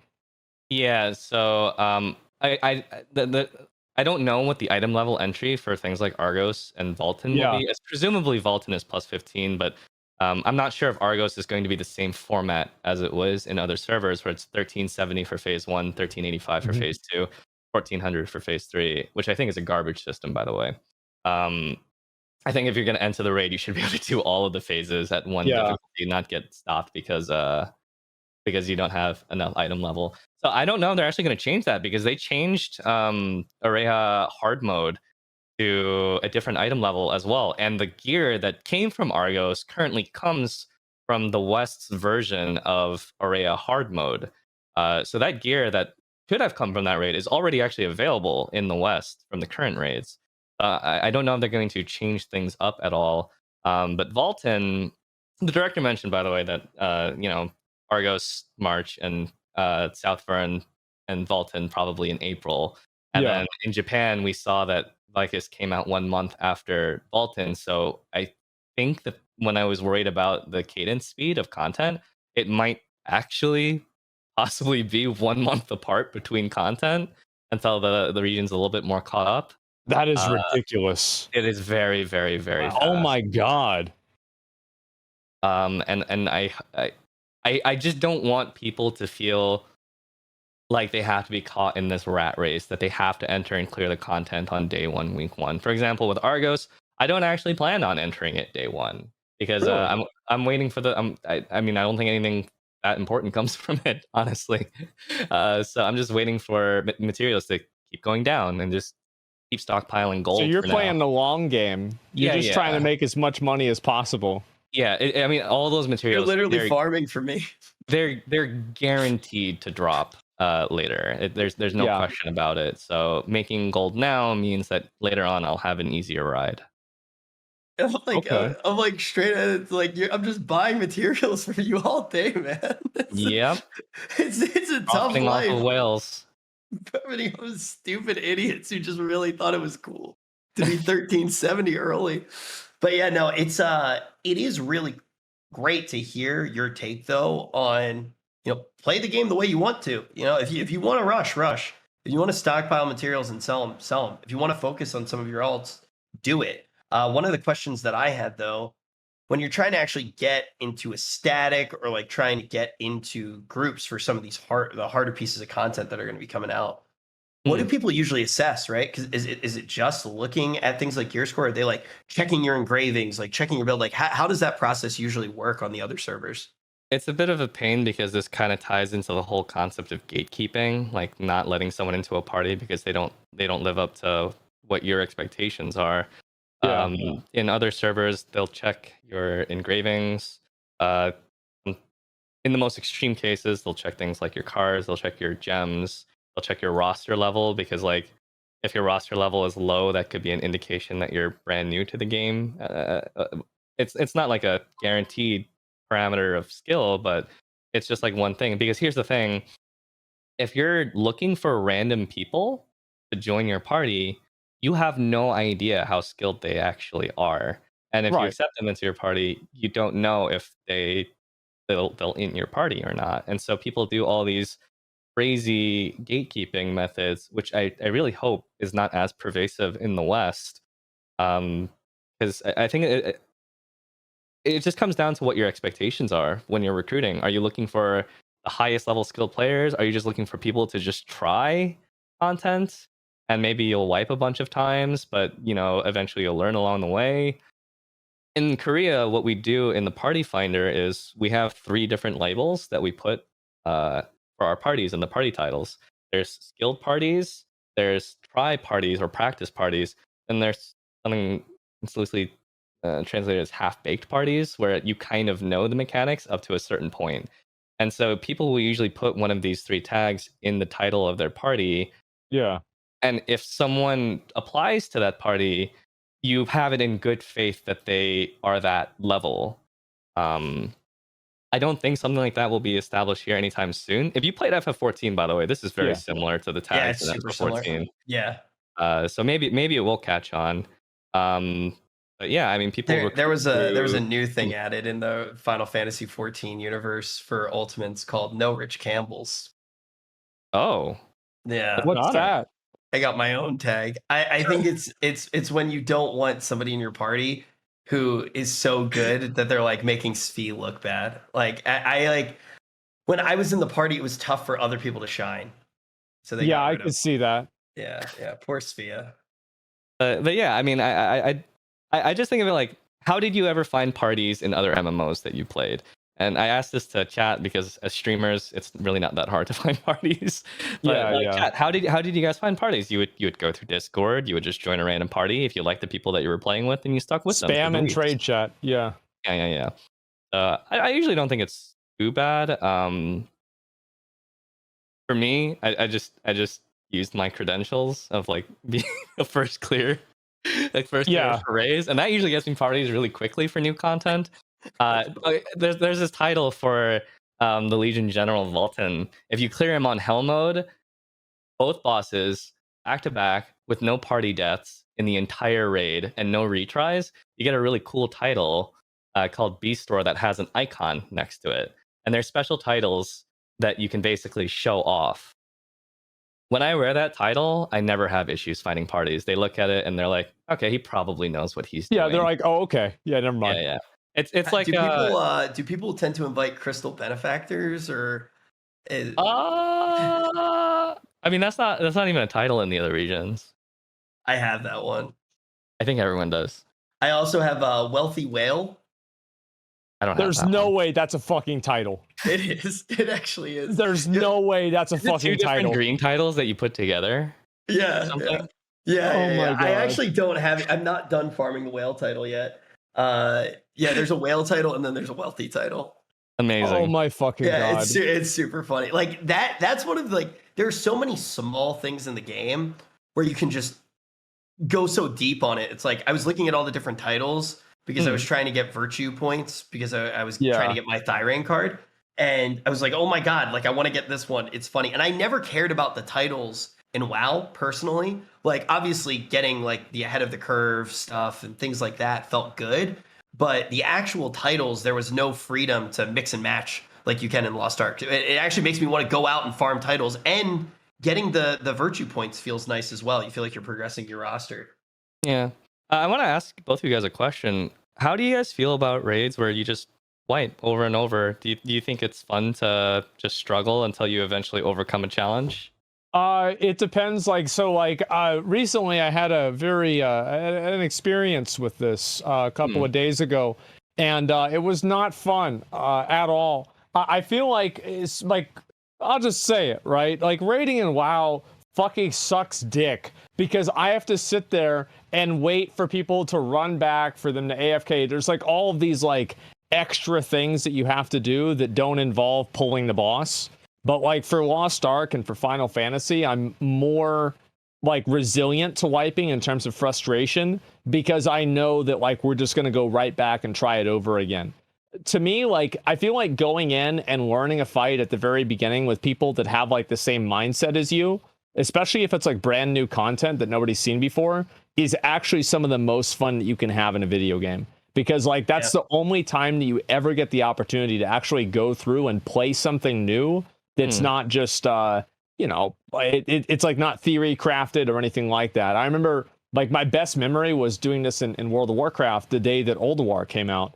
And like we were in Ulduar for like 17 hours that day. But we finished the whole raid the first day and like nobody really knew a lot about it. Like we just figured everything else out like as it came. And it was really, really fun. Yeah, dude, when people rag on World of Warcraft, I get so confused because last time I played World of Warcraft was 2007. I played on Stormreaver. And I mostly have only good memories of the game from back then. So I don't know. That was in 2007?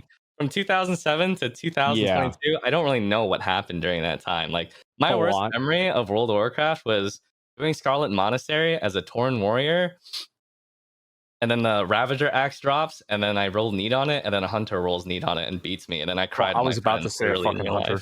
Yeah, always was. Yeah, that's literally my worst memory about the game. But like, it's sometimes some of the stories I hear from like you and like Stoops and whatnot. It's like, it sounds like pulling teeth playing the game at times. The was game 2007 Wrath. No, Wrath came out at late 2008. 2007 was Burning Crusade. Still BC. Okay. Yeah. I mean, those were the good days, but like, I mean, yeah. Did you play any other MMOs before Lost Ark? Like, what MMO did you come from, or was it? I've played a lot of niche MMOs, and I've even played like Final Fantasy, but I had like rough times with Final Fantasy. I played I don't know if you can see this. What's that? There it is. Oh wow! Oh yeah, warrior. Yeah, I was a warrior main. Home gang, smart, and I really enjoyed raiding in that game a lot. Did you ever open with plunge out of curiosity? Never, but but I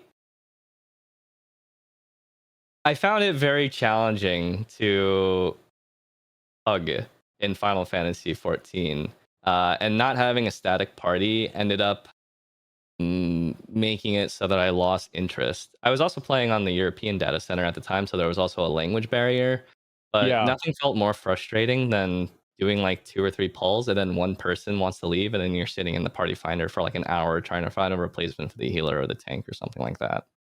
Yeah, And that sucks. yeah, I really, really, really like Final Fantasy 14. Just on record here, and people always ask like, what's more difficult, Final Fantasy, World of Warcraft, Lost Ark? They're all difficult in their own right. They all do handle difficulty in different ways. Yeah. So I think it's kind of unfair to compare them. Like Final Fantasy 14 mechanics, they're layered mechanics that are very complex, and it's like taking organic chemistry in university where you have to memorize so many things, and it's hard. Lost Ark is extremely reactive. You need to be able to react on the fly. Those counters are fucking fast. Yeah. So reacting fast is really important. So I think streamers naturally should be pretty good at it. But you know, they all do it in different ways, and I hope that people don't. I hope that they don't err towards tribalism towards much. I don't like it when people rag on other games. Unfairly, that is. It's kind of crazy. I haven't seen it, so I will be 1000% transparent, and I think Asmon will probably see this as well. But I'm curious if he's seen with Final Fantasy. The tribalism was some of the most insane shit I've ever seen in my entire life. Like that was like actual tribalism, and I think a lot of that was because the community had a feeling like we needed to kill WoW, and then they just ended up doing it themselves. So that I feel like the tribalism isn't as necessary anymore, and I haven't felt it as much with Lost Ark. Like, no, it's pretty bad in Lost Ark too. Is it still? Because I watched Final Fantasy videos like in the middle of playing Lost Ark, and like there were people being like, "Oh, I would try this out. Like, I haven't tried this game," and just like talking about it, and I was like, "This is crazy! Like, I've never seen peace like this." I watched the there was like a comparison cinematic between like the Anduin cinematic that just recently came out in WoW, and like the Estinian cinematic where he's like trying to resist Nidhogg at the end of Heaven's Ward. And like they were comparing the two and like saying that they were the same, and like the chat was just like, as soon as it played the WoW one, they were like, "Wow, bro, this game is such trash. I fucking hate this game. This game's garbage. This is the worst game ever." And then it plays the Final Fantasy one, they're like, "Wow, dude, this game is so fucking terrible. I hate this fucking game." And it's like basically there's enough people that are like really outspoken about disliking every game that just like they hate every game. Yeah, of course. You have that in Lost Ark as well. And of course there's going to be a lot of resilience with Lost Ark as like the new kid on the block as far as games go. Like people from World of Warcraft and Final Fantasy, they're going to rag on it too. And in the case of Lost Ark, because it's a game made in Korea, it has to dispel common notions such as like pay to win, mobile game, old deprecated Unreal Engine 3 game. And it's like, people obviously are going to get very defensive about it. And so tribalism in Lost Ark definitely exists greatly too. It's almost cult-like at times. Really? Yeah. Where like you can't speak ill of a game, but like Lost Ark isn't a perfect game. Let's be real. There are downsides to the game that you can pick out, but like no game is perfect, and it's what would you like to see them improve? Like after playing for so long, like what would you like to see improve? I think a lot of the things that I wanted to see improve, the game has been moving in that direction, such as limiting alt play a little bit. For example, like you had people in Korea playing like 12 to 18 alts, and they would only raid log. That's it. They would just do the raids on each of these characters. They would do nothing else. They would just raid, because raids earn raw gold. For example, Vulcan, when you clear it on hard mode, it gives 4,500 raw gold. Or Belshazzar on hard mode, she gives 9,500 gold just for clearing it. And so people, that's a huge source of the gold. It's just raiding on these like characters. And what they did was that they limited the amount of characters that could earn gold on a week by week basis to just 6 characters, which is actually active in the West today. But most people, actually almost all people, don't really feel that ramification because most people don't have more than 6 characters. That's why I'm making another account. Oh my god. Sorry, I'm sorry. I was kidding. I don't know on how they choose to play the game. If you want to do that, fine. I think that's a bit sweaty for my taste, but if you like the game and you enjoy it, by all means, do it. I am making a second account. Like no joke. I just have a free to play account. Yeah. Just to, hey man, I'm curious. I'm curious how the other side lives. We'll see how long it stays free to play. What is this? Is this like one of these, like, you know, rich, like disconnected celebrities, and they go down to Walmart to see how the poor people live?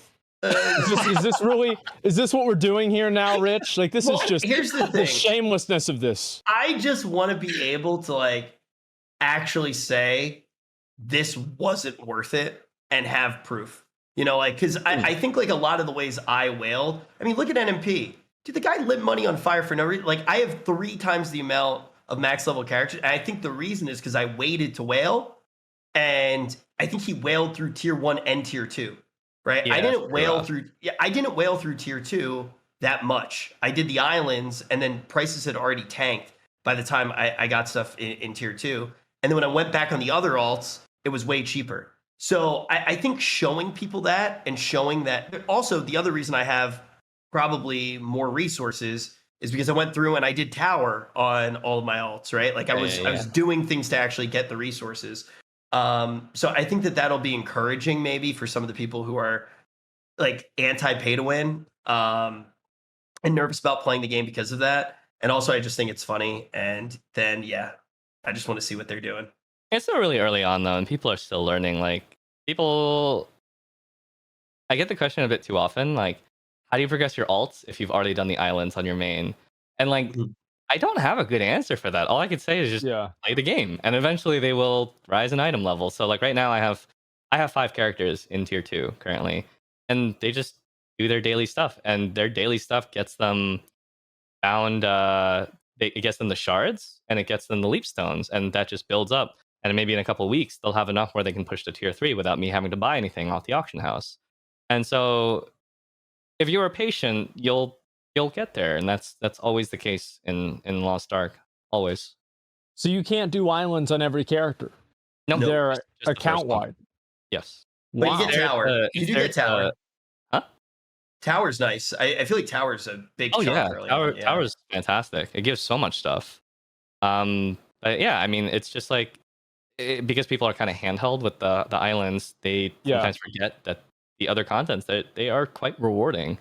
So it's still a learning process where people are learning how to raise those characters, and that actually feeds into the idea of tier 3 and the price of materials being so high. In a few weeks time from now, a lot of people who are in tier 3 will also have alts in tier 3 if they don't already. And during that time, each of these alts, they generate, that's where you make the real money. They'll generate destruction stones and guardian stones, and if they're not selling it, well, if they are selling it, the price of these materials they drop down by quite a bit. People don't need the guardian and destruction stones as much later on. What they need are the leap stones and the shards, which you can't really transfer from an alt to a main as much.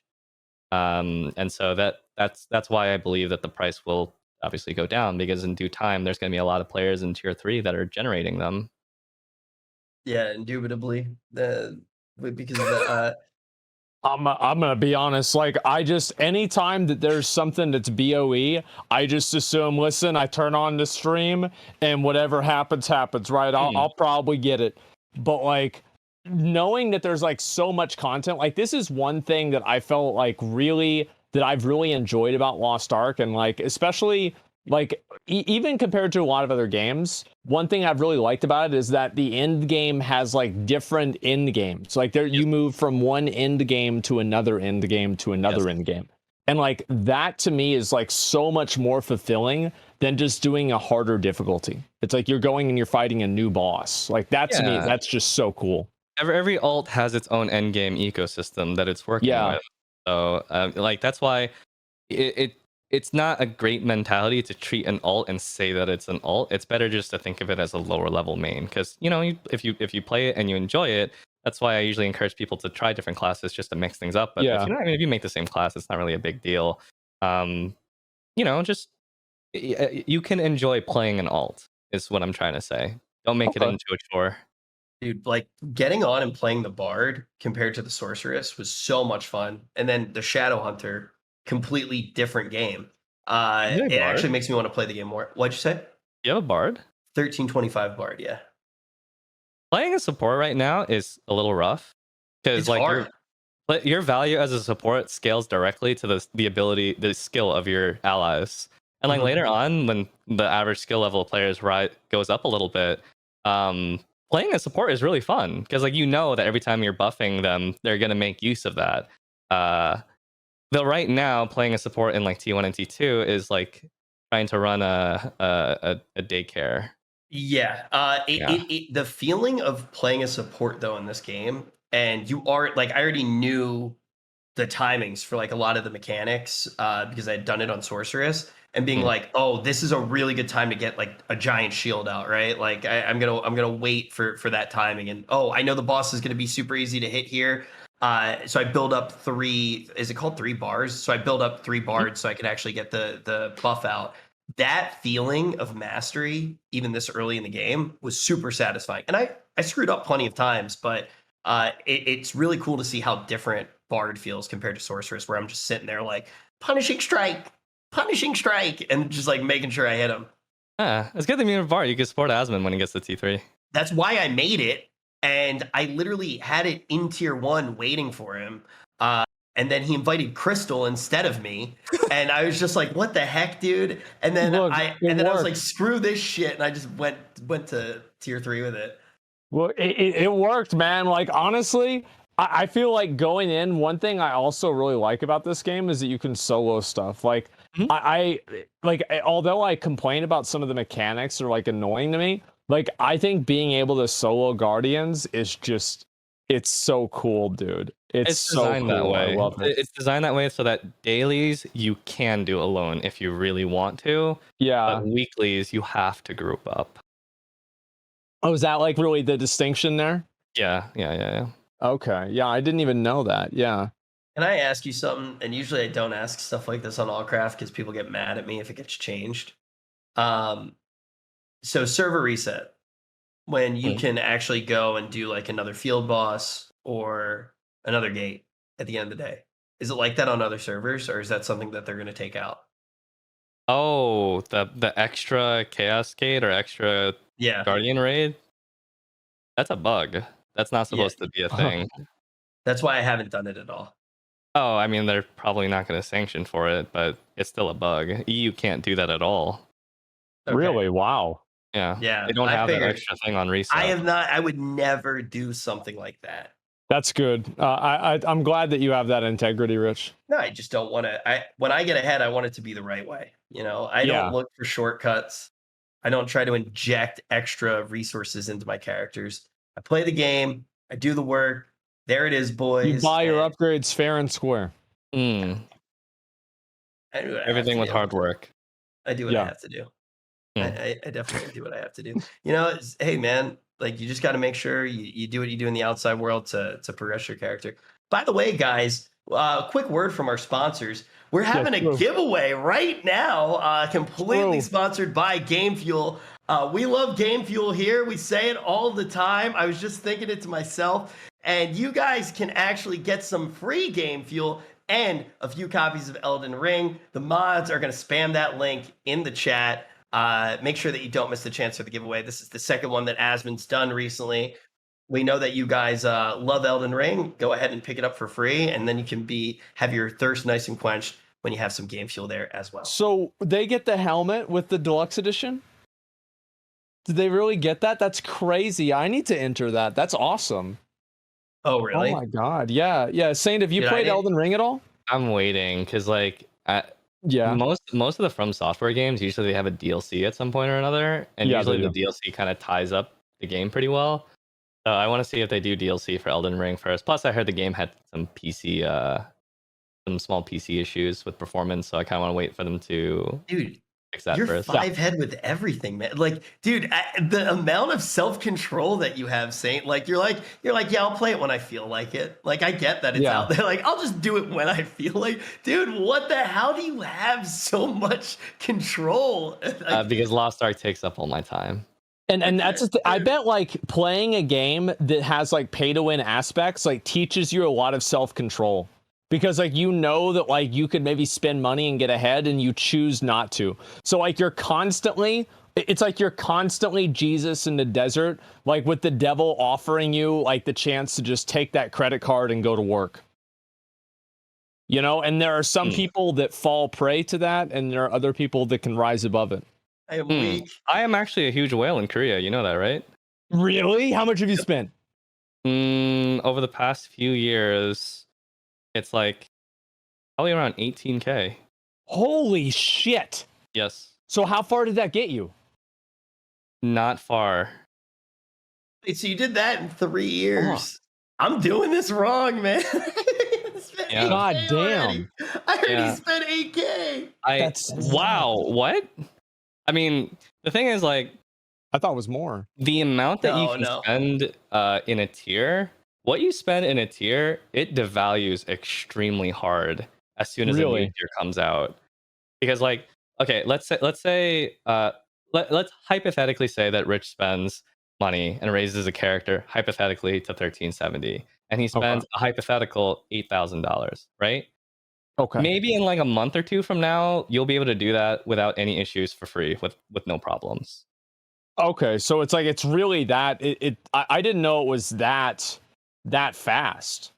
Yeah, stuff to value is really hard. Here's the thing, like every time that I spend money in the game, I'm spending it for everybody, you know, and then people watch. So it's like I'm giving out $1 to every person. I need to take notes from you, maybe. Yes, I'm giving out $1 to each person. So you're paying me, their dopamine. really? Yes, I'm making everybody happier. It's honestly, it's really humble of me to play the game this way. And I love you guys. I love you guys so much. I do it for you. Hearts in the chat. Oh, so you do it. That's smart. Yeah, you do it just for the viewers, for the viewer content. I do it for them. I do it for them will because I love them. that whaling content, viewers love watching that. Oh, they actually really? Viewers do they love it or they love to hate it? They love watching streamers burn money. Yeah, and they like watching you miss. Like they're never going to be stupid enough to do it themselves. And also, I think it's reassuring to them too. Like when you see like a person miss over and over again. Yeah, like I think people find it really fun. Like it is funny. Like me and NMP were whaling at the same time, and the price of leap stones was just jumping up. And we were both streaming it, and people were going back and forth like, he's going to get it before you. And we would each be trying to buy like 200 leap stones. Outspend each other? Yeah, and everybody was cracking up because people were starting to put their leap stones up for more gold. And like one leap stone. Because they knew that it was, it was in season. It was like one leap stone at tier 2 was 350 gold a pop by the end of his whale. It was ridiculous, but it was funny, and it was a time and place that people will remember forever. And you know what? That's priceless. Yeah, I'm glad that you were able to do that for them, Rich. It really made their experience so much better. They do so much for me, and they got gold out of it, so. But, yeah, that's true. Yeah, you're giving them money, too. I don't spend in the West for the reason that I spend in Korea, because I figured in the West the progression is a lot more seamless. Yeah, like it's a lot smoother than any of the other regions, so I don't really think there's a need to spend. What is your reason to spend when you're whaling in Korea? Is it like, I'm really close to a breakpoint? Yeah, go ahead. The first reason, very good stream content. The second reason why is because there's an unofficial leaderboard for character power, and I'm at rank 2 for my server, and I just I'm stuck in a pigeonhole. I feel constantly like I should be up there. Oh, okay. So you just keep going. Okay, it's so bad, dude. You could at the level of gearing I'm at, you could literally spend thousands of dollars and end up with like a 0.4% damage increase. It's the biggest waste of money. I can't even begin to bear it. And what is the percent chance of success when you're at that level? At best, 1.5%. What? So is that with like shards and stuff like that? That's what the honing stuff. You'd be looking at 1.5% odds and just a ridiculous amount of materials for a 0.4% increase in damage. What the heck? So that's why the highest level of content only requires plus 17 in Korea, which is like, I mean, at that point you're dealing with like 10 to 15% odds, which I mean, you're dealing with that now in the West. That's Yeah, pretty yeah, easy. That's yeah. why It's not that bad. they don't ask for you to go higher than that, because at that point the costs become ridiculous, absolutely ridiculous. Holy heck! I feel like a lot of the big power spikes are what, from gems, tripods. Yes, and those Yeah, you can accomplish with like just playing the game. The biggest power spikes in Lost Ark come from things like your engravings, your gems, things like the max level gems. They're stupidly expensive, but you never need that. Like your goal will be like level 7 gems and stuff like that. Cards, you just work on gradually. Getting the 7% card set doesn't take terribly long. I mean, Rich, you almost have it. yeah. I And almost have it. things like skill points in your collectibles as well, they all factor. I would say that item level is probably the least contributing factor to character growth and strength, and it's more of just like well, you've reached this level so you can enter this content kind of thing. I feel Yeah, like that's in kind of tier already how three, it felt. you get a lot of big rewards, like the tripod stuff and like other stuff too. Like really opens up. Like the power spike from like tier 1 to tier 2 was insane. The Like I tripods just have already started immediately went making up me 200 money. eye levels. Like Say what? I've been making like I would say on average now, Yeah. like maybe 800 gold a day from tripod selling, because there isn't that much there, and I have Oh, you're doing that. That's yeah. that's actually a pretty good method of making gold right now if you're You at know that what? level. You know why I knew how to do it? Your YouTube video. So guys, definitely make sure that you're watching Saint's YouTube videos. At the very end, you said, so you get the thingy, and then the thingy's gonna give you this on the thingy, and then you have that thingy, and then you can sell the thingy. And I I was didn't know like, my okay. editor was gonna put that. I was Yeah. dying laughing, man. I was actually dying laughing. But yeah, no, your video on tripods made me understand the system a lot. So I've gotten a few good tripods, threw them in the library, and then put them up on the market and sold them. And I've gotten like I actually logged into the game and I had 800 gold waiting there for me today. And it's happened multiple times. Yeah, Wow. so I mean, to your point, Asmon, the whole like tripod stuff and tier 3 in Yeah. general, that's kind of when like character builds actually begin to develop, and more than just a number increase, most classes and builds begin to just feel better to play. Skills are faster, they generate more identity gauge, they do different things beyond just a number increase that make playing a class overall more fun. And then later on, the Yeah. sets will come into play as well, and those will also supplement making classes Hmm. fun to play. So if you're ever worried if your class is good or not, Yeah. um, I would say that the balance in Lost Ark is surprisingly very good for a game with 21, 22 classes. Most classes are within a margin of 5 to 10% to each other, which sounds like a lot. In a game like Final Fantasy or World of Warcraft, that would be a lot because those games are parse heavy. Yeah. But in this game, 5 to 10%, that's just a margin of playing slightly better than someone else.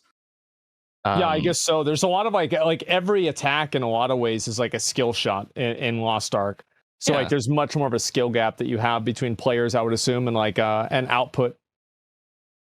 Yeah, it's What so class cool though. does the most damage? Mm, right now or Berserker? later? Both. Berserker and Yeah. Surge Deathblade are Yeah. definitely up there, and so is Sork. Those Hmm. three classes are way up there.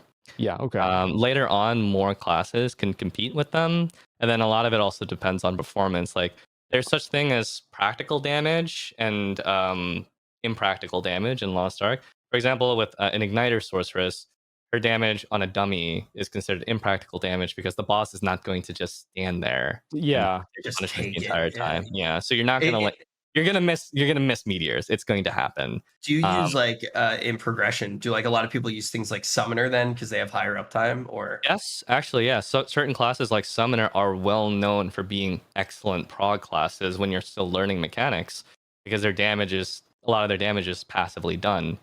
But there's also practical damage where it's fairly realistic. The class on a dummy will also be able to do that on a boss, and like classes like Mhm. Berserker are right up there too. Deathblade is like it's an amazing class. Surge Deathblade does an insane amount of damage, but at a certain point, it becomes an impractical class because unfortunately, with how gimmick heavy some of the later bosses are, a lot of times they become untargetable. Like they'll become invincible, or they'll jump to a different spot. And with Surge Death Blades, 70% of their damage comes from one attack. And if they miss their window to do that attack, they do no damage. And so it's somewhat impractical. Jesus. But like all these cases are cases where if the player thinks they're good, if they are a good player, they can make it work. And a lot of it is just raid knowledge of like, okay, the boss is doing this. That's a big part of Lost Ark in general. Is like if you see a boss is beginning a telegraph, how fast you're able to recognize that has a direct input on how many attacks you can squeeze in while they're vulnerable. If it takes you like a full second or two to recognize the boss is doing something, by the time you're committing to an attack, they might already have left. But if you could recognize it immediately in a fraction of a second, that's enough time for you to maybe even reposition to the back, get an attack in before they do anything else. So it's raid knowledge. Yeah. Yeah, I feel like there's a lot of like really big skill gap things that like people that are like really good and they know like how to avoid the NPC attacks and everything, the boss attacks. Like it is just crazy. Like if I go back and I look at like doing some of the older fights and it's like how much damage you can avoid and how many mistakes I make, it's like, man, I could have done this and I would have like not even needed to use a potion at all if I had played perfectly. And so yeah, there's like a huge skill gap that I feel like is going to take quite a while. And I feel like one of the big reasons why Lost Ark has been successful in general is because it has things like that are the it takes you a while to like really get good at it. Yeah, it's very dynamic combat. So. I noticed that a lot of players from another Korean game called Black Desert Online, they tend to actually like Lost Ark quite a bit because the combat is really good. That's like the main redeeming factor of Black Desert Online.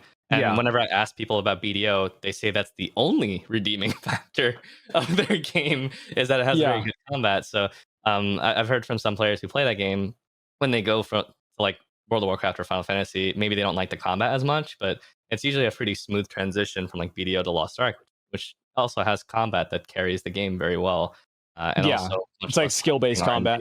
Yeah. It's fun. Have you guys dabbled in PvP at all, or do you plan on it? I actually had a bunch of PvP questions for you. Yeah, so I started playing just for the weekly because I wanted to get like the extra leap stones from the weekly. So I've been doing that across my alts, and that's how I actually made so much gold in the game. But the thing that I want to know about PvP is, does it start to get more rewards eventually? Because it's super fun. Yes, it does. So what's it like on the Korea servers? So there's two types of PvP levels. There's your PvP level, and then there's your rank, your ELO, your MMR, whatever you want to call it. You play in ranked, and if you win, your ELO raises. If you lose, it goes down. And that has end of season rewards, things like special mounts, a special aura, a cash shop currency, a lot of stuff for ranking really well in rank mode. But then there's the PvP level, which if you just by playing the game, whether you win or lose, just by PvP activity, you'll gradually raise your PvP level. And then there's a special vendor which sells just a ridiculous amount of materials that restocks every week. And what you can buy is based on your PvP level. So you can even get like a seasonal mount. Well, I mean, the mount it expires, but you could really easily get it back the next season. It's really easy to get back. It's the mount from the storyline from that one quest before you fought the clown. You remember the cool mount that like was dashing and jumping everywhere? Oh yeah. It was like the it was like a, I don't know, like a water goat or something, a water stag. Yeah, that's the PvP mount. Wow. Yeah, and so you can get stuff like that. Again, special costumes, an aura which you can activate and just show off, special titles and that kind of stuff. But the materials do not require you to actually win or lose. It just requires you to play. And if you play enough, you can access a pretty big catalog of materials that can help supplement your growth every week. I'm talking to the tune of like for Guardian Stones, it's like if you reach one of the higher PvP levels, you can get like 3,500 Guardian Stones every week, just like at the beginning of every week. And they pay you like a stipend of the PvP currency based on your PvP level every week. It's nice. And so it's very encouraging. Yeah. Dude, the game's so good. Like I actually love the game so much. Like I personally, and Asmon knows this as well, in WoW, I was addicted to alts. like I could not stop playing alts. And going to a game like this, where instead of getting punished for wanting to play more things in the game, it's like, yo, congrats, you're getting like you're gonna get more stuff. And like it's so nice to play a game that it feels rewarding to play instead of feeling like you're getting punished to play in a certain way. Getting throttled. Yeah, they've been taking more care with PvP. PvP players felt like they were a bit neglected for a little while. But they've mentioned that they will do things like add 1v1. The esports scene is actually currently ongoing every weekend. They're in group stages right now, so there's kind of like an amateur league, and the prize pool is like $100,000 for the teams that registered for it. They're regularly putting updates on it, and in the West, which is really cool, there's a lot of phenomenal PvP streamers.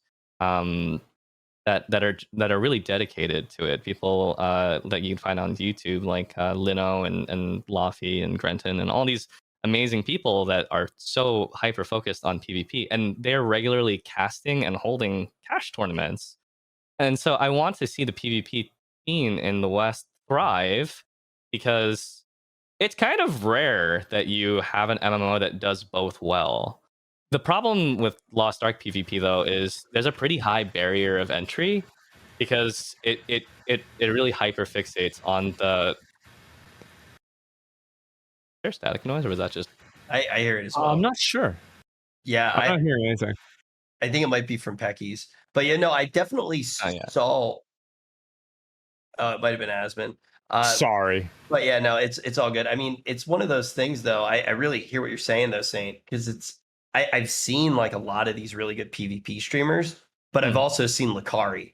And I can definitely tell that barrier to entry is very high when I watch Lakari PvP. I haven't spoken to Lakari in so long. I met him back in 2016 in a game called Dungeons and Fighter when he first started his stream stuff. Oh boy.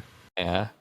I hope he's doing well. I haven't seen him. He's not. He's not. He's probably crying right now. I don't know what. All I know is he's chasing after VTubers or something, and that's like the extent of what I know about him. Yeah, that's what I've heard. 7 hours. He's down bad. Yeah. Oh, we love Lakari here. We definitely do. Somebody has to. But yeah, no, it's been really cool. And also, I will say, Asmon and I had talked about, what are we going to do with PvP? Are we thinking about doing something? And the community managers for Lost Ark have been super receptive to so many different things. And I started investigating a lot of different things, like videos that were coming up in my chat. It seems like that is universal with the devs in Korea as well. Like I heard that, and you would know this a lot better, that like the fans it's not like what we've seen over here with WoW and things like that. It seems like there are a lot of people who are kind of fans of the devs. Did I misread that, or is that true? That is very, very true. Smilegate is, as far as I know, the only Korean MMO company where the players love, like really, really love the devs. And like usually it's the opposite.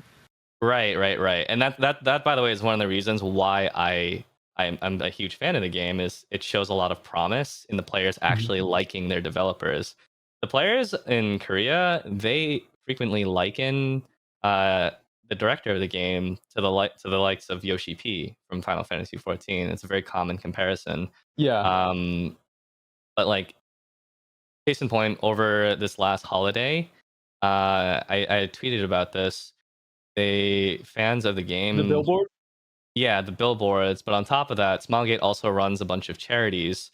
They have a charity foundation, and the fans went to each of these charity foundations, and they smashed every single donation goal by over 1,000% to show their support for the company. They raised over $20,000 to put up billboards in subway train stations in Pangyo, which is the city where Smilegate headquarters is located, because they know that employees take that subway to work, and they wanted to put up billboards to show their appreciation, like thank you for making the game and all that. And they also they put together care packages because they were worried that the developers were working themselves too hard to put out all this content so quickly. So cool. Players really love the developers. um, over in Korea. Weird question. Wow. What is that song that people link me and they say it's good luck? Is it And Romantic Weapon? is it? It's like it's like wait, let It's me the see if I can, dwarves The singing. it's dwarf. like in the back it's like ching Yes, ching. It's like it's Romantic Weapon. dude, Uh, they Oh, always what is God. the story behind that? So the music video is so ridiculous, dude. What is the Wait, so how story do of you not Romantic know Weapon? that? it's a side quest, Asmon. You did it. I watched you do it, but I think Yeah. Rich skipped the side quest. So you didn't even Rich. Oh my God. Wait, oh yeah, I skipped all the side quests because I didn't realize Okay. that they were good. Do I have to go back and Okay. do it? Do you know who Balthor is? No. Oh. I think I Uh, paid not to talk to that guy. Oh my God. Dude, I skipped all of the story, like literally all of the story, and then I would just be, I was just like watching it. I was like, why is this dragon talking to this cyborg? I was like, Yeah. what is even happening right now? I completely skipped the story because I was like, you know what? I'm just gonna watch a lore video later. Yeah, I mean, Lost Ark story it isn't groundbreaking. It's got a lot of cliches in it, but it's pretty well founded, and they don't have to retcon anything, which is always a plus. It seems to Yeah. me like it's kind of like the battle for the MacGuffins. You know, they're just running around. They get the MacGuffin, and then they throw in like some vampires and werewolves, and like it. I enjoy just seeing like the random people come out, and I'm like, oh my god, that guy's Guts and Geralt at the same time. Like they really Yeah. just did that.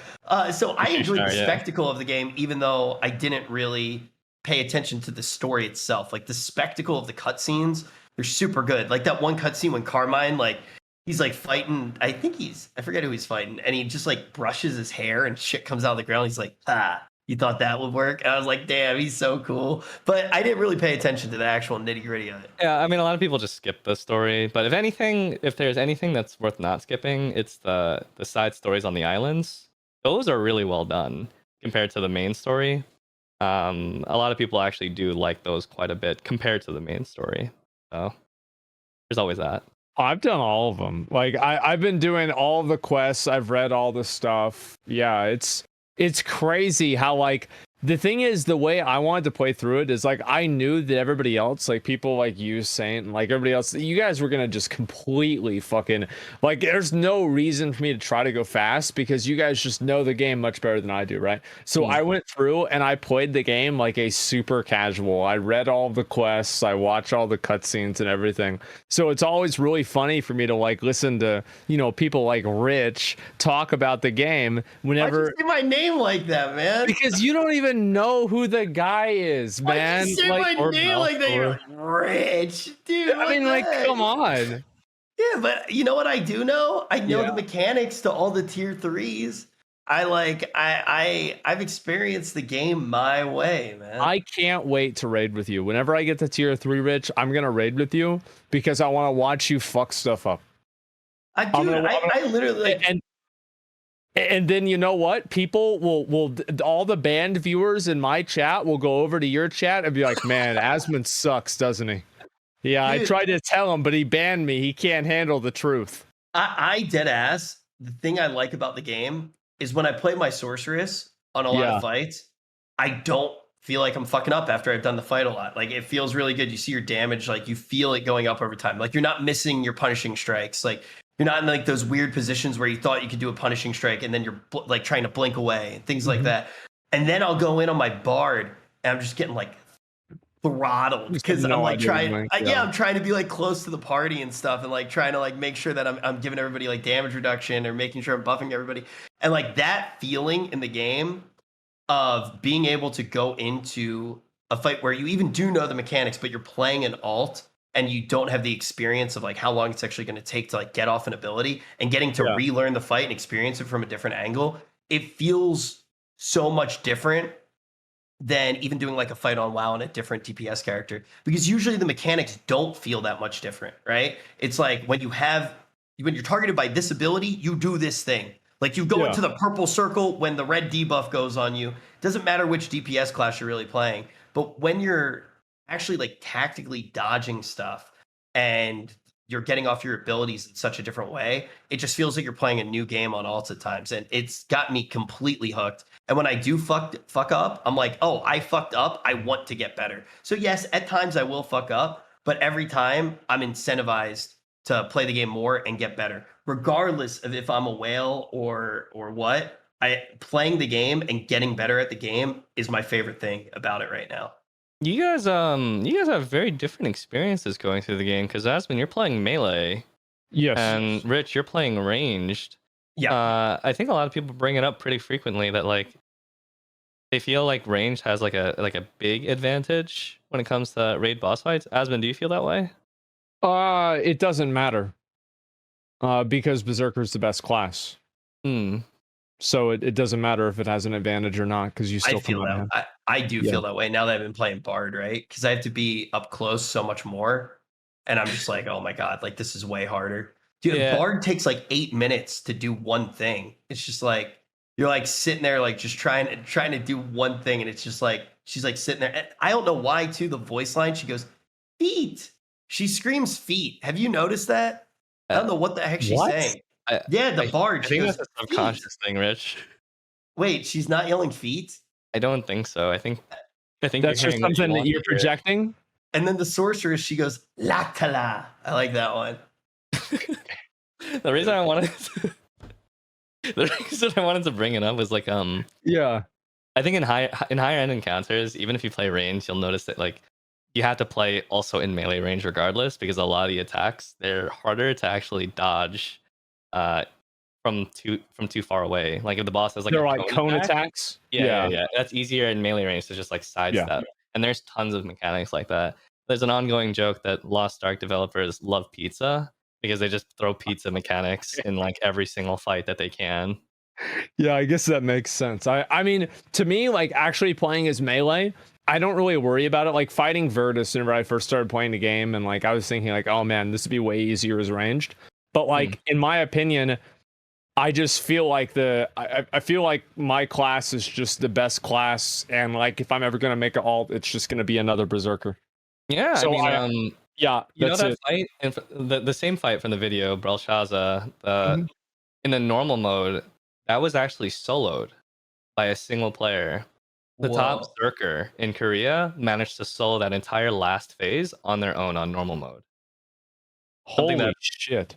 Yeah, it took them like 20 something hours. They just sat in that instance by themselves, wiping over and over and over. Whenever content gets soloed and you just think to yourself, this shouldn't be soloable, it was It's always by by a a Berserker. Zerker first. Yep. Yeah, I actually, I'm I gonna could've knowledge expected transfer that. my Zerker today. Yeah, I could have expected it. I just not well. He's already got. Oh, wait, I don't need to knowledge transfer him. What am I talking about? He's already 448. He's probably a higher item level than your Zerker, Zach. But I actually just knowledge transferred. I just knowledge transferred Artillerist. I'm super excited to try that because I've been getting a shitload of class envy every time I raid. Watching them just like get like hunker down and start popping off. Like Artillerist looks super cool to me. Also, Saint, it's like totally fine to use all 9 knowledge transfers now on existing classes, even if you want to play some of the new stuff that hasn't come out, right? Because they traditionally give power passes, or is it a little bit peg? Usually they do that, yeah. I mean, I don't think there's any issue with that. Okay. Yeah, I think it's fine.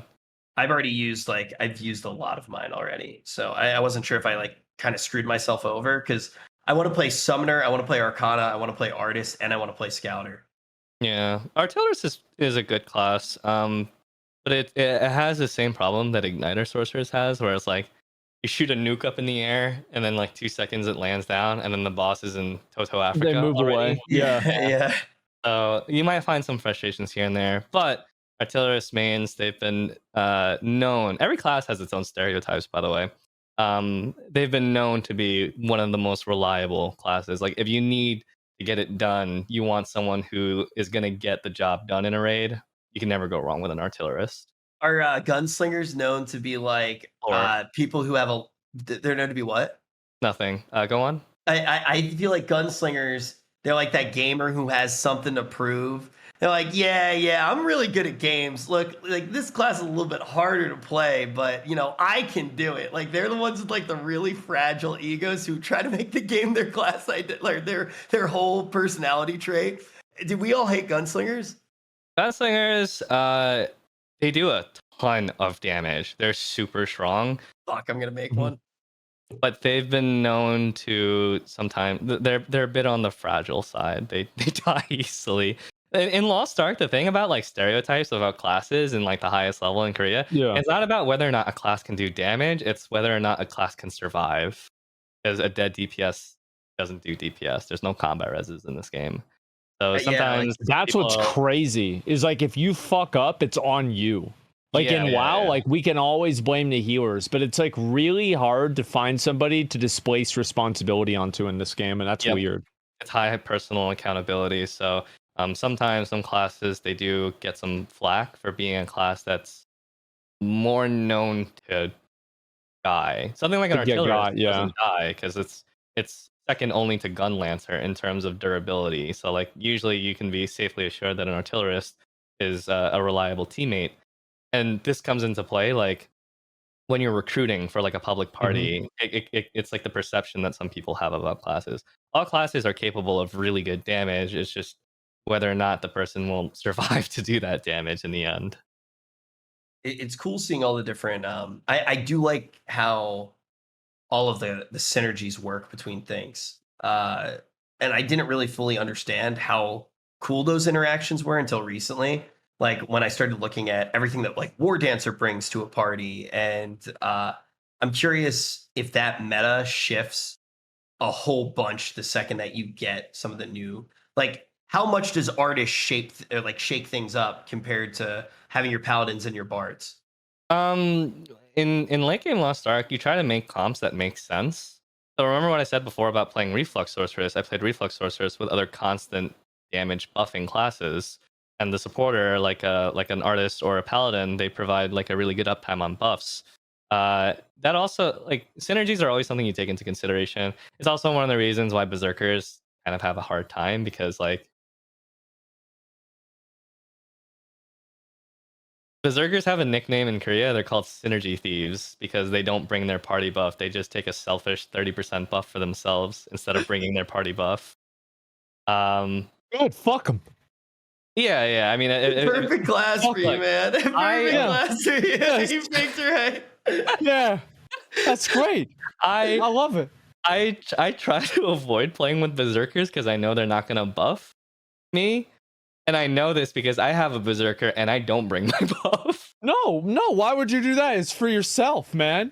Yeah. So if you Yeah. don't know, that's how it works. Berserkers, they have an active choice between you can either take a 12% damage buff for your entire party, Oh, with or you can the red throw off to your mist, red or dust, or you whatever can it is, red throw off dust. to your party and just take a 30% damage for yourself and only you.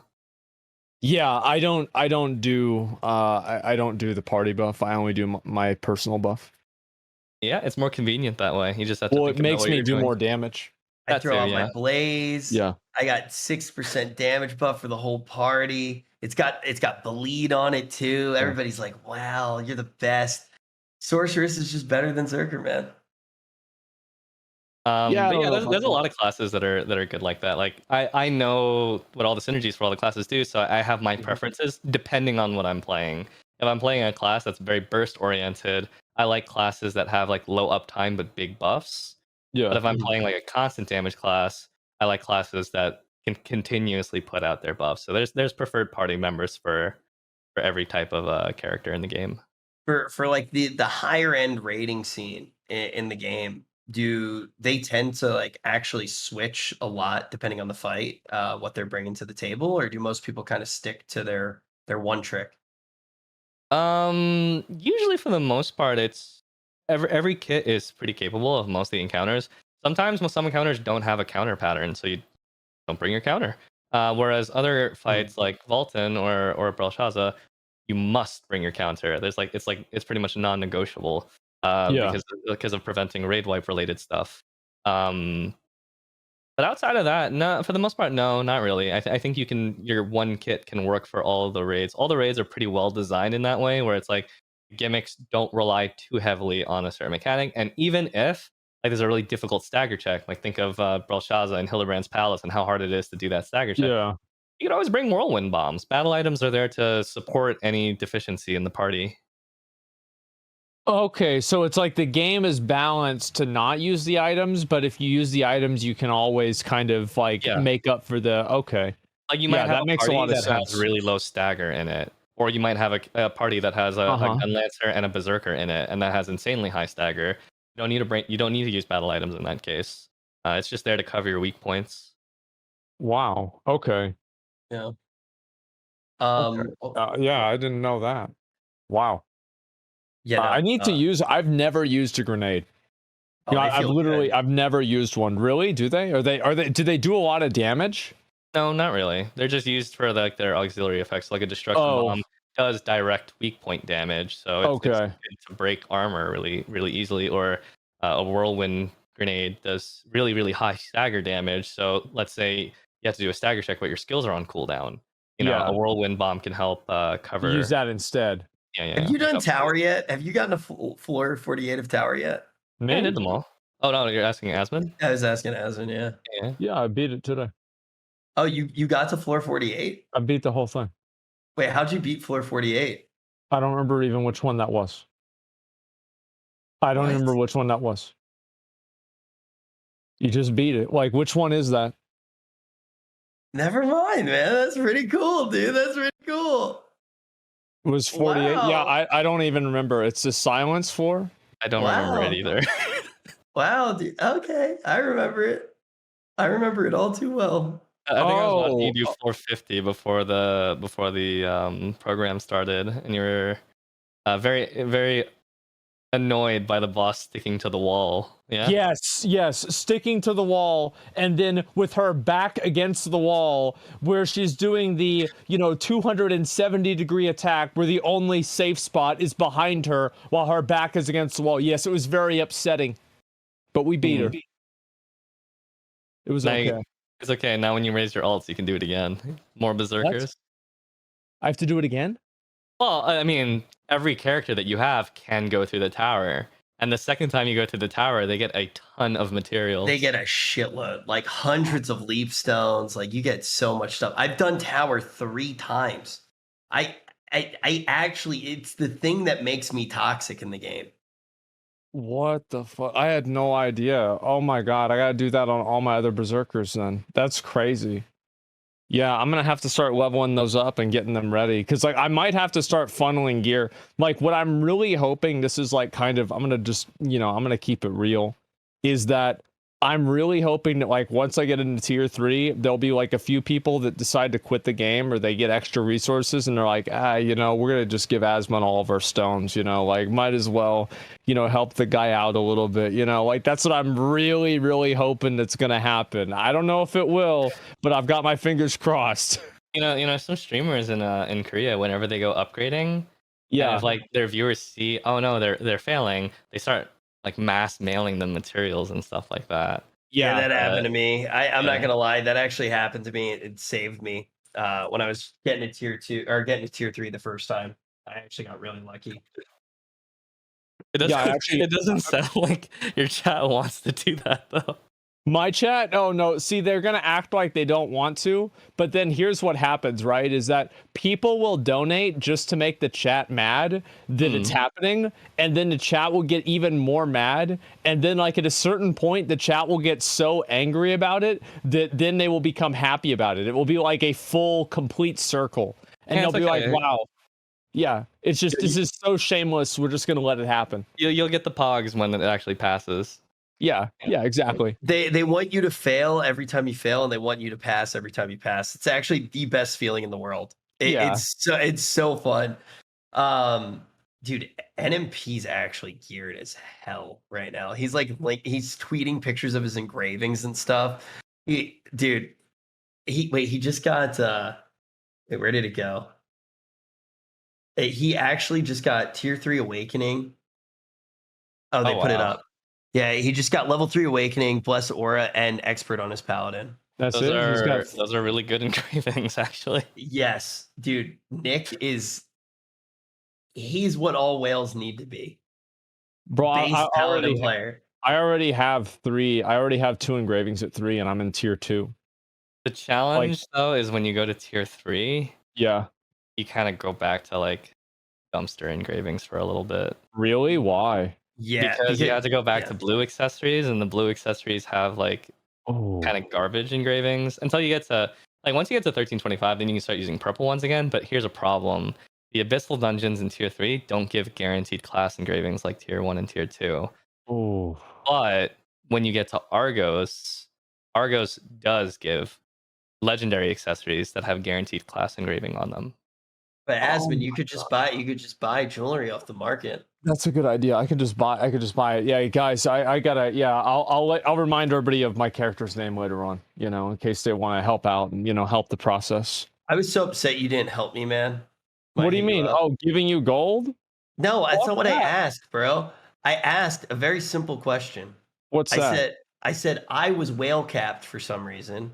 It wasn't letting me buy more Yeah. royal crystals. So I was asking you to just buy the royal crystals for me and then Well, give me the gold. No, here's why I didn't want to buy the royal crystals is because if I had bought them, my chat would have assumed that I bought them for myself, and me saying that I bought them for you was just simply some sort of like it was a misdirection. It was a lie, so I could rationalize being a pay to win whale like I always was meant to be. And like, so that's why I didn't want to do it, is because what if the number was different? I guarantee you there are people that last time I opened up my shop, they wrote down the amount of crystals and like stuff I had so they can keep track, assuming that I'm buying stuff off stream to get advantages. I don't Guaranteed think Every time I log in, I have to show people that like that I'm not whaling. I show them like Oh my my mail God. of where all the gold I'm making comes from. Yeah. They're like, Yeah, "There's no way wow, you could have really? 250k," and it's like, "Yeah." But I mean, I try to show people how I make my gold regularly, because it is a really good time to make gold. It's probably the best time to make gold. Whereas like later on, you're relying more on the raw gold from raids to Yeah. supplement your income. Right now, because of the whole botting situation, there's so much gold in the economy, but the lack of characters in T3 makes this huge demand, and so Mm-hmm. people are just buying stuff up in T2 and T3, and even on EU Central, even though their prices are like half of what they are in NA, they're still way higher than what they will be. they'll probably Eventually. go up in EU, right? Considering people should be allowed to play the game there soon. Huh. You just keep Yeah. going on with that. Yeah, eventually, like, yeah, by the time that people are done with T3, they'll be able to log in from the queue. Hmm. Yeah, it's about right. Dude, Yeah, I know there's a lot of EU viewers that are pissed off about so that, I'm funny. sure. It cracks me up though, because it's like the only thing that you can say to instantly know where everybody lives. Everybody in NA is just like, lol, W true, and then Fuck everybody in 'em. EU's like, fuck rich, man. Rich Yep. badge. Yeah, it's like I Yep. instantly know where everybody's from. Do you want to do some of the questions? We haven't done any questions so far. Yeah, dude, I forgot right, let's that we do even it. did that. I've been having so much Yeah. fun talking about everything. Saint, already it's been an absolute blast, but at this point in the show, we open up the questions to all of you. You can type the questions in the chat with it's exclamation mark ask, or is it hashtag ask? So hashtag ask space ask your question. They'll In the automatically chat. get pulled in. Yeah, from the chat. So hashtag ask, and then go ahead and throw the question in there, and we'll go ahead and read off your questions. And then a little bit later on, we'll be doing those viewer call-ins over on my stream like we usually do. Yep. So go ahead and throw your questions our way, and we'll let Saint answer them, and me and Asmon will just nod. Dude, Yeah. in my stream, it's just questions for like the entire 11-hour stream straight. I had to write an FAQ and a 140-page Google Doc guide. Jesus Dude, you know how Christ. Just like- direction to that. you know how I know Yeah. it's bad? Because people are asking me questions. That's desperation. When people are coming into my stream being like, hey, how do I do this? I'm like, That's man, pretty bad. Yeah. man, last choice here. Okay. How hard is it to change your main? Yeah, saying It's how never- yeah. It's never okay. The easiest time to change your main is during a tier change, because during that Mhm. time, like any other character that you bring up, it's like your character's at a checkpoint where they can just kind of chill out for a little bit. But the idea of changing a main, you can do it at any time you want. Your main could be a lower level than what your old main was, but it's your main, and eventually it'll surpass it. Yeah.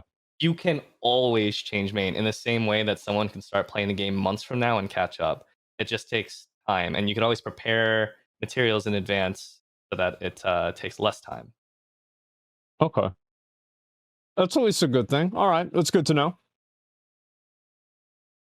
Next question. Yeah, I'm not even sure about that. I have no idea. I don't know why anybody would want to play not play a berserker, so it just doesn't make sense. Oh man, shut up. What do you yeah, Do you think there will we'll be go with this one. Yeah, we'll just go with this one. Do you think will there be a tier 4? There will be one eventually. We know that there will Okay. be a tier 4 eventually. There will also be a season 3 of Lost Ark, because currently we're in season 2. But what we did hear from the director is that when the game goes from season 2 to season 3, the changes will not be as drastic as what they were in season 1 to season 2. And Okay. then going from tier 3 to tier 4, they've also confirmed that when you go from tier 2 to tier 3, you kind of feel like garbage. Because like at the entry point Yeah. of tier 3, you're really like you're practically weaker than what you were than when you were in tier 2 outside of the raw What? item level, because like all your engravings and stuff are gone and whatnot, and your gems are half efficiency and everything. But then they confirmed that because it was such like a bad feeling of going from tier 2 to tier 3, they're going to make it so that when we go from tier 3 to tier 4, it won't feel as bad. You won't lose as much power. Your character will still feel fun to play. It Okay. felt really shitty to me until I got the tripod, like until I started actually getting the tripod pieces at 1370. That was when like I was like, holy crap, my character feels stronger than it's ever felt before. Like I remember I got like +1 to a tripod for my punishing strike, Mhm. and it instantly went up 200,000 damage. And I was like, wow, like I feel like I'm progressing again. That was kind of a weird moment though, when your character felt kind of goofy. So the seasons themselves, what exactly does that mean? It's not just a tier, like, or a No. season. What is a season then? Season 1 of Lost Ark is a fever dream. It was the worst part of the game. Yeah. They basically, when we went from season 1 to season 2, they snipped out all the parts that people found frustrating and really annoying about the game, and they kept the Yeah. parts that people liked. Like, for example, Chaos Dungeon. It's kind of funny. The old Chaos Dungeon in season 1, you remember those cinematic dungeons you did during the storyline? Yeah. Yeah, stuff like Luterra's Tomb, where you're like going down the elevator and there's a Mhm. guy with a giant sword. Those used to be the old Chaos dungeons. You would Wow. go through the entire thing, and you would get a little bit of loot at the end, and you would do that every single day, and it was Oh my awful. god. It was absolutely awful. Oh my, Uh, that is not good. so season 1 to season 2 was an update to systems to the game. Season has Mhm. nothing to do with content. It's only about the actual systems of the game. Um, Okay. So season 1, terrible. It was during a time where people actually did not like the game or the development team. Season 2 is basically they pulled a Final Fantasy and they resurrected the game. Season Mhm. 3, it'll happen eventually one day, but we don't really know any details beyond that. All right. Yeah, that's good. Yeah, You explain tripods. Yo, can I try? sure, go for it. Hmm? Okay, so as you're leveling up your skills, you very quickly start to realize that you have tripods and you're picking from them in the skill menu, right? Once you get to tier 3, the reason that you keep hearing me talk about it is because shut up. Your chat's so mean. The reason Yeah, that you here hear we me go. talking about it a lot is because once you get to tier 3, your gear actually starts adding to those tripod levels. Like even if you don't have it unlocked right now, if you're still in tier 2, you'll see that it says level 1 gives you this, but then there's a level 2 that's grayed out after it. So Mhm. as you start getting a little bit deeper into the game and you get to tier 3, you're going to be able to use your gear to increase the power level of those abilities on the skills. And I learned everything I knew about those tripods from Saint's YouTube video. It's a very good resource if you want to start paying attention to it. All right, you're literally fired. I wanted to answer one question. Did I do bad, Saint? I didn't do bad, did I? Dude, I feel like a teacher grading a That was presentation a good right. presentation, right? It's a D, right? I'll give it a solid C minus. It was a solid C minus. Okay. Yeah. Damn it, man. I thought I did a good job. Yeah. No, I mean, you definitely have the right idea. What's something that's really important to acknowledge about tripods though is starting from tier 3, you're building up on your tripod levels from hey, chin up. Mhm. Yeah. Hey, Uh, teach. Don't you're, worry. you're building up on your tripod levels from gear to gear. So there's a few gear sets in tier 3. Tier 3 is so weird because like you had tier 1 and you had a set of gear in tier 1. You had tier 2, Yeah. you had a set of gear in tier 2. Tier 3 is divided into 3 sets of gear. It's 3 sections of gearing. And Oh when you my go from God. section to section, you're actually keeping how you built up your tripods in the first section, and they get stronger and stronger as you get towards the end section. And then by the time you get to the end of it, your tripods are like level 4, level 5. And for people in chat who still have no idea what a tripod is, it's the passives on your skills as you level them to 4, 7, and 10.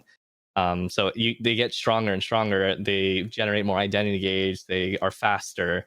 And so your skills just feel better to use as you progress through these and level them up with your armor.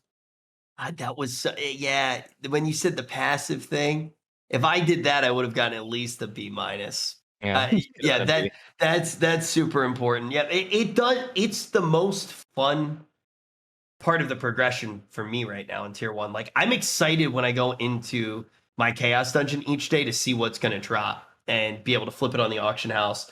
Also, I'm serious. Do yourself a favor. Watch Saint's video so you don't end up just trying to transfer one of the tripod effects over and just like you're wasting all those pieces of gear instead of utilizing your library and things like that. That obviously doesn't make sense right now when I'm saying it willy-nilly like that, but watch Saint's video and you will save yeah. yourself a lot. That library thing is really important to learn because they never teach you how to do that in game, and it lets you do things like 100% transfers on things that would otherwise be 5% success chance. Yeah, I didn't know what that was. I had no idea. It's okay. You don't have to worry about it until you get to tier 3, and even then, it's gonna be a while. You're pretty close. What are you like 3 upgrades away? You're really close. 4, so that's 4 upgrades. All I have to do is just click it 4 times. I get it. Is your weapon done?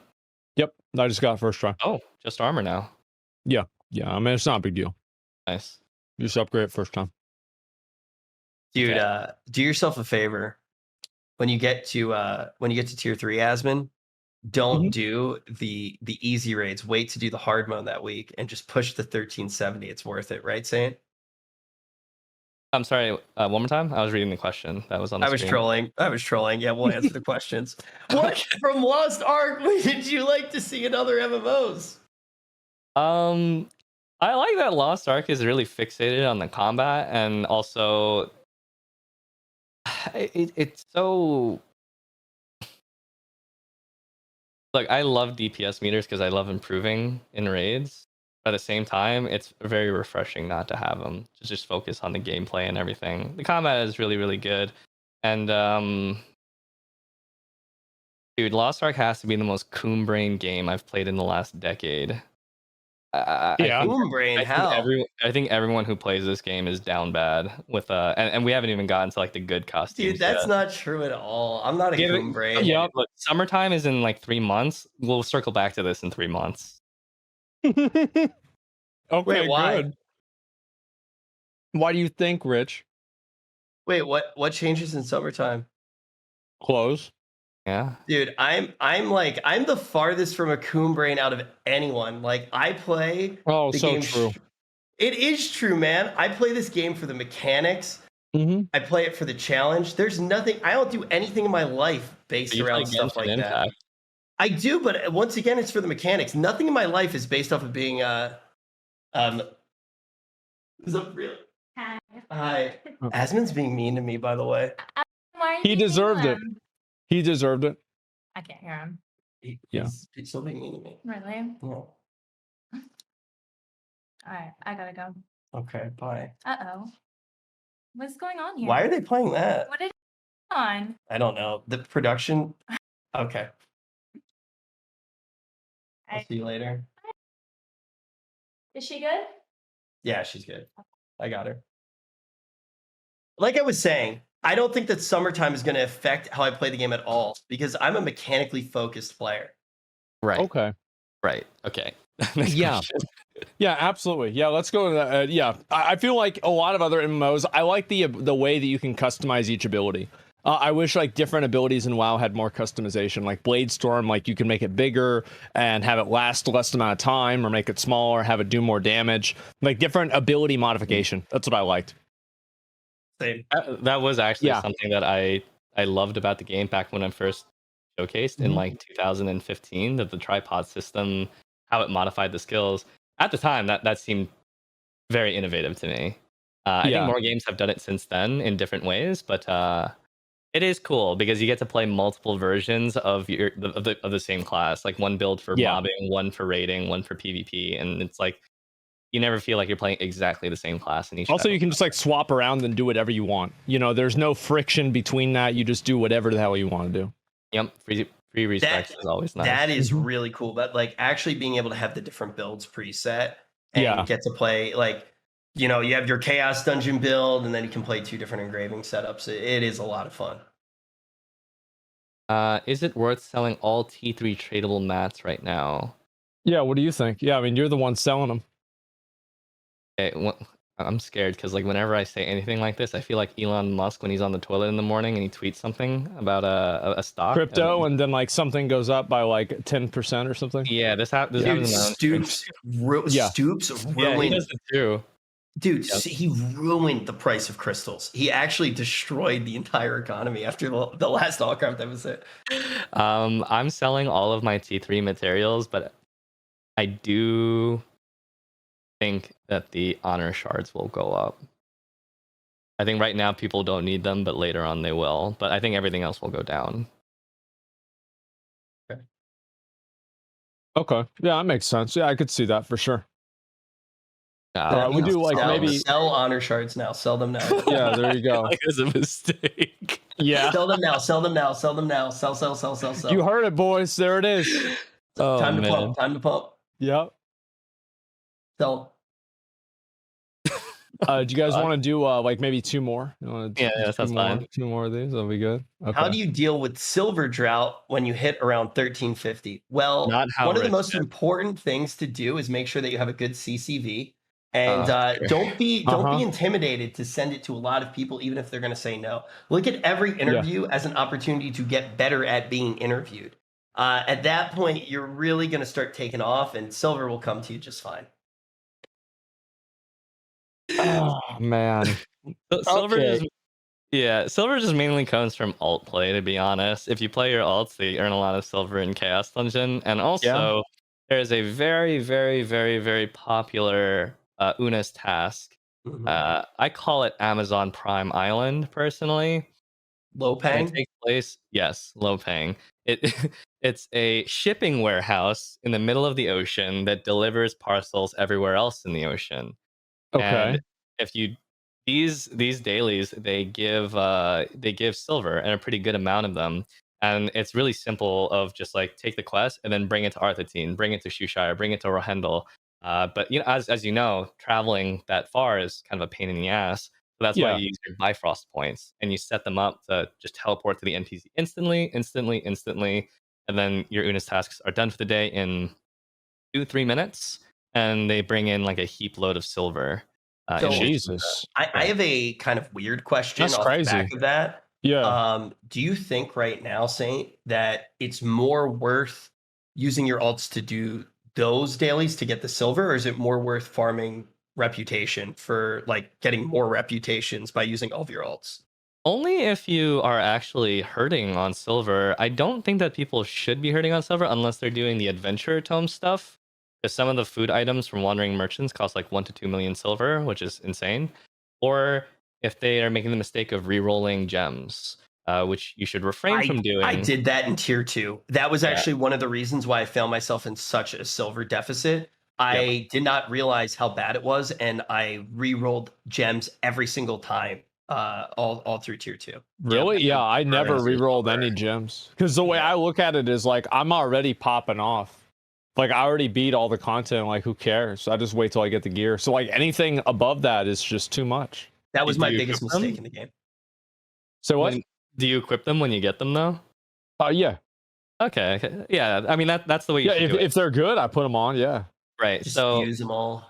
for chat, if you're in that situation, you're in tier like 3 and you want a specific gem, the best thing to do is to like, let's say you have a level 5 damage gem, you sell Yeah. that level 5 damage gem, and then using that gold you buy the damage gem of the skill that you want, and it shouldn't cost that much different. People buy bad gems because they can use bad gems to combine into higher gems. Okay. All right. Yeah, I guess that does make sense. And I guess last question here is like, what do you think the longevity for Lost Ark is going to be in the West? Like we see now, like I look at the Steam charts, and even now the game's peaking at over 800,000 people online. And I'm sure it'll go above that probably whenever they introduce a new patch. What do Yeah. you think? Legion Generals will definitely bring a lot of people in. I think a lot of those are Yeah. bots, by the way. But that being said, even if we exclude the bots, Yeah. the director wanted 200,000 CCU. Yeah. That was what his expectations are, and that we kind of like blew past it. I think the game can do well because usually the death blow to a lot of games is the lack of content and the lack of polish. Fortunately, the Korean server practically acts as a beta server for all future updates, and then they get Yeah. shipped over to the West really quickly. For example, there's a bunch of quality of life changes that I think people will love that will probably come in the next month or two, like a checklist built into the game that you can configure to track which Oh, dailies and weeklies you have and have not done, or the ability in the options Oh to wow. um, put head attack and back attack markers so you can see where the exact head attack and back attack position of bosses are. Oh Uh, wow. or techies. some people that really hate how in Chaos Dungeon the loot window is like right next to their character, like an Yeah. option to push that off to the right side, or party member HP bars that you could move around and configure in the way that you like it. There's a lot of quality of life changes that were introduced even recently in the past couple of months that will make their way over here quickly. Quality of life changes in Korea, they go to the other regions super fast. It's content that takes time because it's vertical progression. They need to take their time with releasing it. So Yeah. I think that Lost Ark does a really good job at polish. And if you watched, do you guys know what Loa On is by any chance? Oh yeah. Yeah.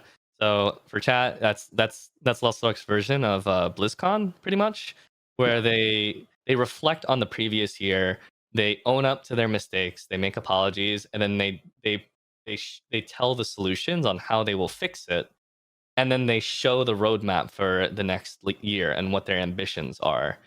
And the roadmap was very, very, very, very, very promising with a strong emphasis on the horizontal progression, different side activities. And again, they said they would slow down on raids. So instead of like 7 raids this year, we're looking at like 5 raids this year. And what they said is if you're someone who focuses on raids, if you only want like raids, maybe take some time off from the game between raids, play something else, and then come back when the update that you want is in. That's the director's own words. Every Yeah, game that's what that says yeah. that ends up being a good game now. I feel like before there was so much attention on trying to monopolize all of the players' time gating a lot of the content, getting you Oh yeah. stuck in these shitty loops, and Oh being yeah. like, if they leave, they're never coming back. And it Yep. like I didn't realize that I was being like I was in an abusive relationship with the game. And I had no idea until I played another game and I was like, oh my God, like there's life outside of this game. And you know what? Like Final Fantasy, I haven't played Final Fantasy in like a month.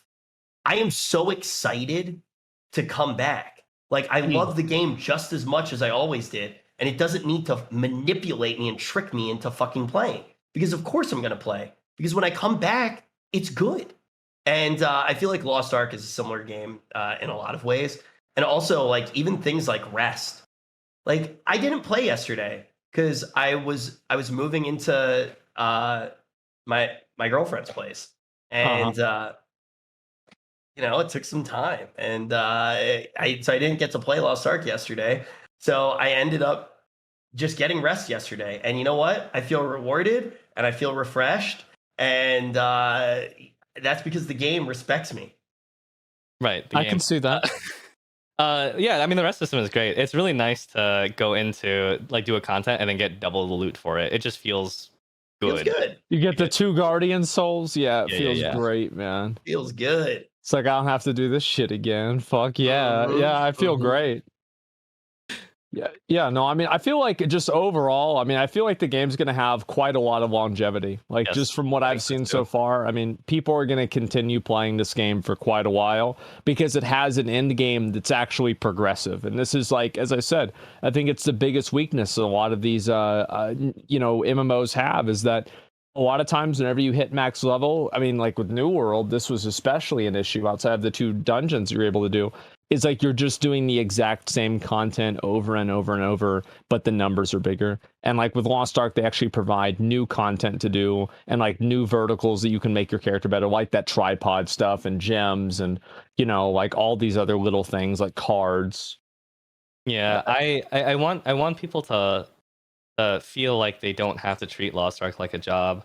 It is going Yeah. to be a little bit tough right now because the content speed that things are being implemented is just so damn fast. Yeah. And like the amount of dailies you do from day to day does not change. It's 2 Guardian Raids, 2 Chaos Dungeons, 3 Unis tasks. And then Right. you have all that one-time content like collectibles and whatnot that's just waiting for you to do it. The amount of weekly activities does expand though. Things like Challenge Abyssal Dungeons, Challenge Guardian Raids, Legion Generals, and they're going to probably keep adding more one-time content on the side, like more islands and stuff as well. So it can be a little bit difficult to feel like you can take time away from the game. There's like so much stuff to do. But I just want people to feel rest assured that if you do take time off from the game, it's really not a big deal. You can come back, you'll have rest, and just speedily just come right back to it. You know what But at else the I same think? time, oh, go ahead. Yeah. No. Go ahead. What I was gonna say is stupid. But at the same time, if you're someone who really likes playing Lost Ark, the game is pretty damn rewarding for what time you do put into the game.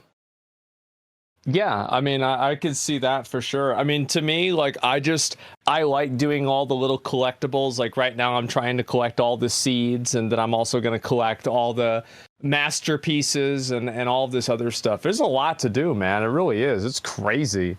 Mm. You know my favorite thing about the game so far? And wow, it's like you just did the hardest content in the game. Now Yeah. you got these big ass shoulder pads, and like a stupid Oh, yeah. sword and spiky helmets. And in this game, it's like, man, I just look like the coolest substitute teacher ever. I was looking at the scouter gear, like the end game scouter gear, and it's like, what do you get when you clear the hardest content? The Yeah. coolest pair of sneakers you've ever seen. It's just Yeah. it's just so different from any other game. Like, dude, the tier 3 geared on sorcerers is so cool. Like, I love it so much. Yo, you want to see some look at this. Yo, Asmon, rate my glamour. Yo, check this out. Here, wait. Skins. Yo, check this out. This is that custom drip I Okay. made.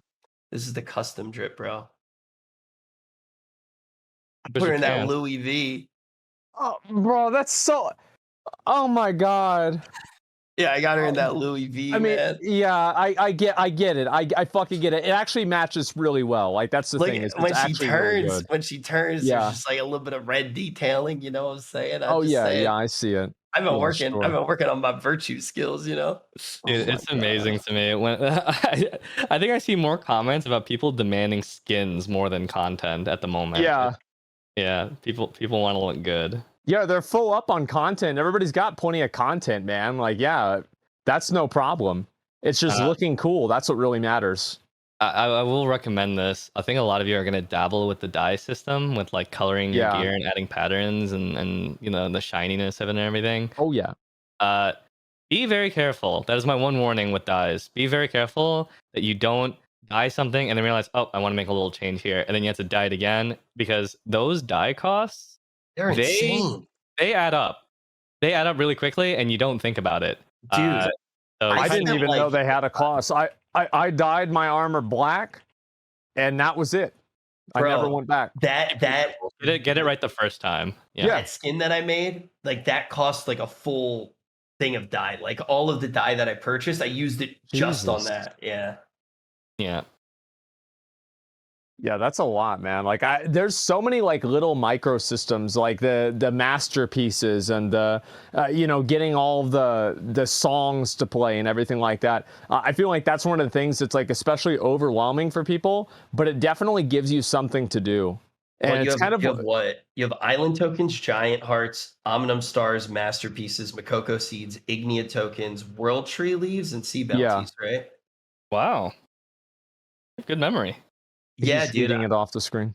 No, I'm not. I Yeah. did not hit Alt L and pretend that Yeah. I did it just to look smart in front of Saint. I would never do that, man. I would never do that and read it in the exact Of order. course not. No, absolutely not. I couldn't even I'm not imagine that that. desperate for Saint's approval that I would do that and cheat on the test right now.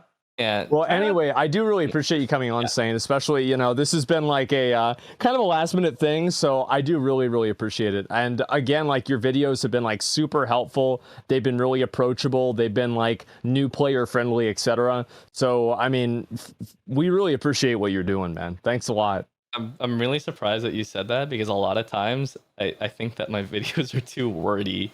I'm like, I need to make this language like simpler so that people can absorb this better. I mean, like to a certain degree. I mean, but like it's wordy because it's complicated. Like, of course it's going to be wordy. Like, there's a lot of Everybody's shit going critical on. of their own content. Yeah. And as somebody who's literally been watching your content, like before I knew you, I just stumbled upon your stuff in the YouTube algorithm. And every time I've watched one of your videos, my roster is better for it. So Yeah. you've done a fantastic job. Seriously, guys, check out Saint's content. And also, you stream quite a lot too. So for anybody who doesn't know your stream schedule, if you want to shout that out as well. Oh, I usually start like 2 hours from now, and then I usually stream like 10 to 12 hours a day. It's Yeah, a long you're- time, man. That's a you're a long grinder, fucking man. time. Yeah. Yep, I just recently started full-time streaming like less than like a month and a few days ago, and Oh wow. yeah, Congrats. I've been very lucky. The Lost Ark community is incredibly supportive. You just of it. joined a team too, Yeah. right? Come again? Sorry. You Oh, like yeah, just yeah. joined a team. Yeah, Yeah, congratulations. I joined Sentinels as a content creator, so I'm on the Oh, same shit. team as the Witch 39 Daff. Wow. Okay. Yeah. Congratulations. That's awesome. Oh my god. Yeah. I'm really Congrats on happy to that. see that you guys are enjoying the game, and I hope chat continues enjoying the game as well. I know for some of you guys in chat, it's not your cup of tea, so Yeah. try not to give Asmon too hard of a time and force him to play other stuff too much. But yeah, Yeah. I'm really happy. I hope that you guys enjoy the future content too, because it's a very promising roadmap ahead for Lost Ark. Oh, me too, man. I'm so excited. I really am. I hope it's going to be fun. But I've got a good feeling that it will be. But yeah, man, I really appreciate you coming on. So again, mods, if you want to link his socials in chat, Rich and I are going to be going over to his stream and doing all that. And also, I want to remind you guys about the giveaway. We have a giveaway that's being done with Mountain Dew Game Fuel, and it's in the it's the OTK one on the channel. We'll link that one too, and you can win obviously some copies of the of Elden Ring Deluxe Edition, and on top of that, you're also going to win a bunch of Game Fuel at the same time. So yeah, go ahead and follow for that too. And thank you guys all so much for watching. I really appreciate it today. We had a great stream. We had quite a long stream, and you know what? We had a good time. So thank you guys, and thank you everybody for watching. Thank you, Rich and Saint, for being part of the show as always. And we will see you guys later. Yep, thanks for having me. See you Yeah, guys. for sure. See y'all later. Peace.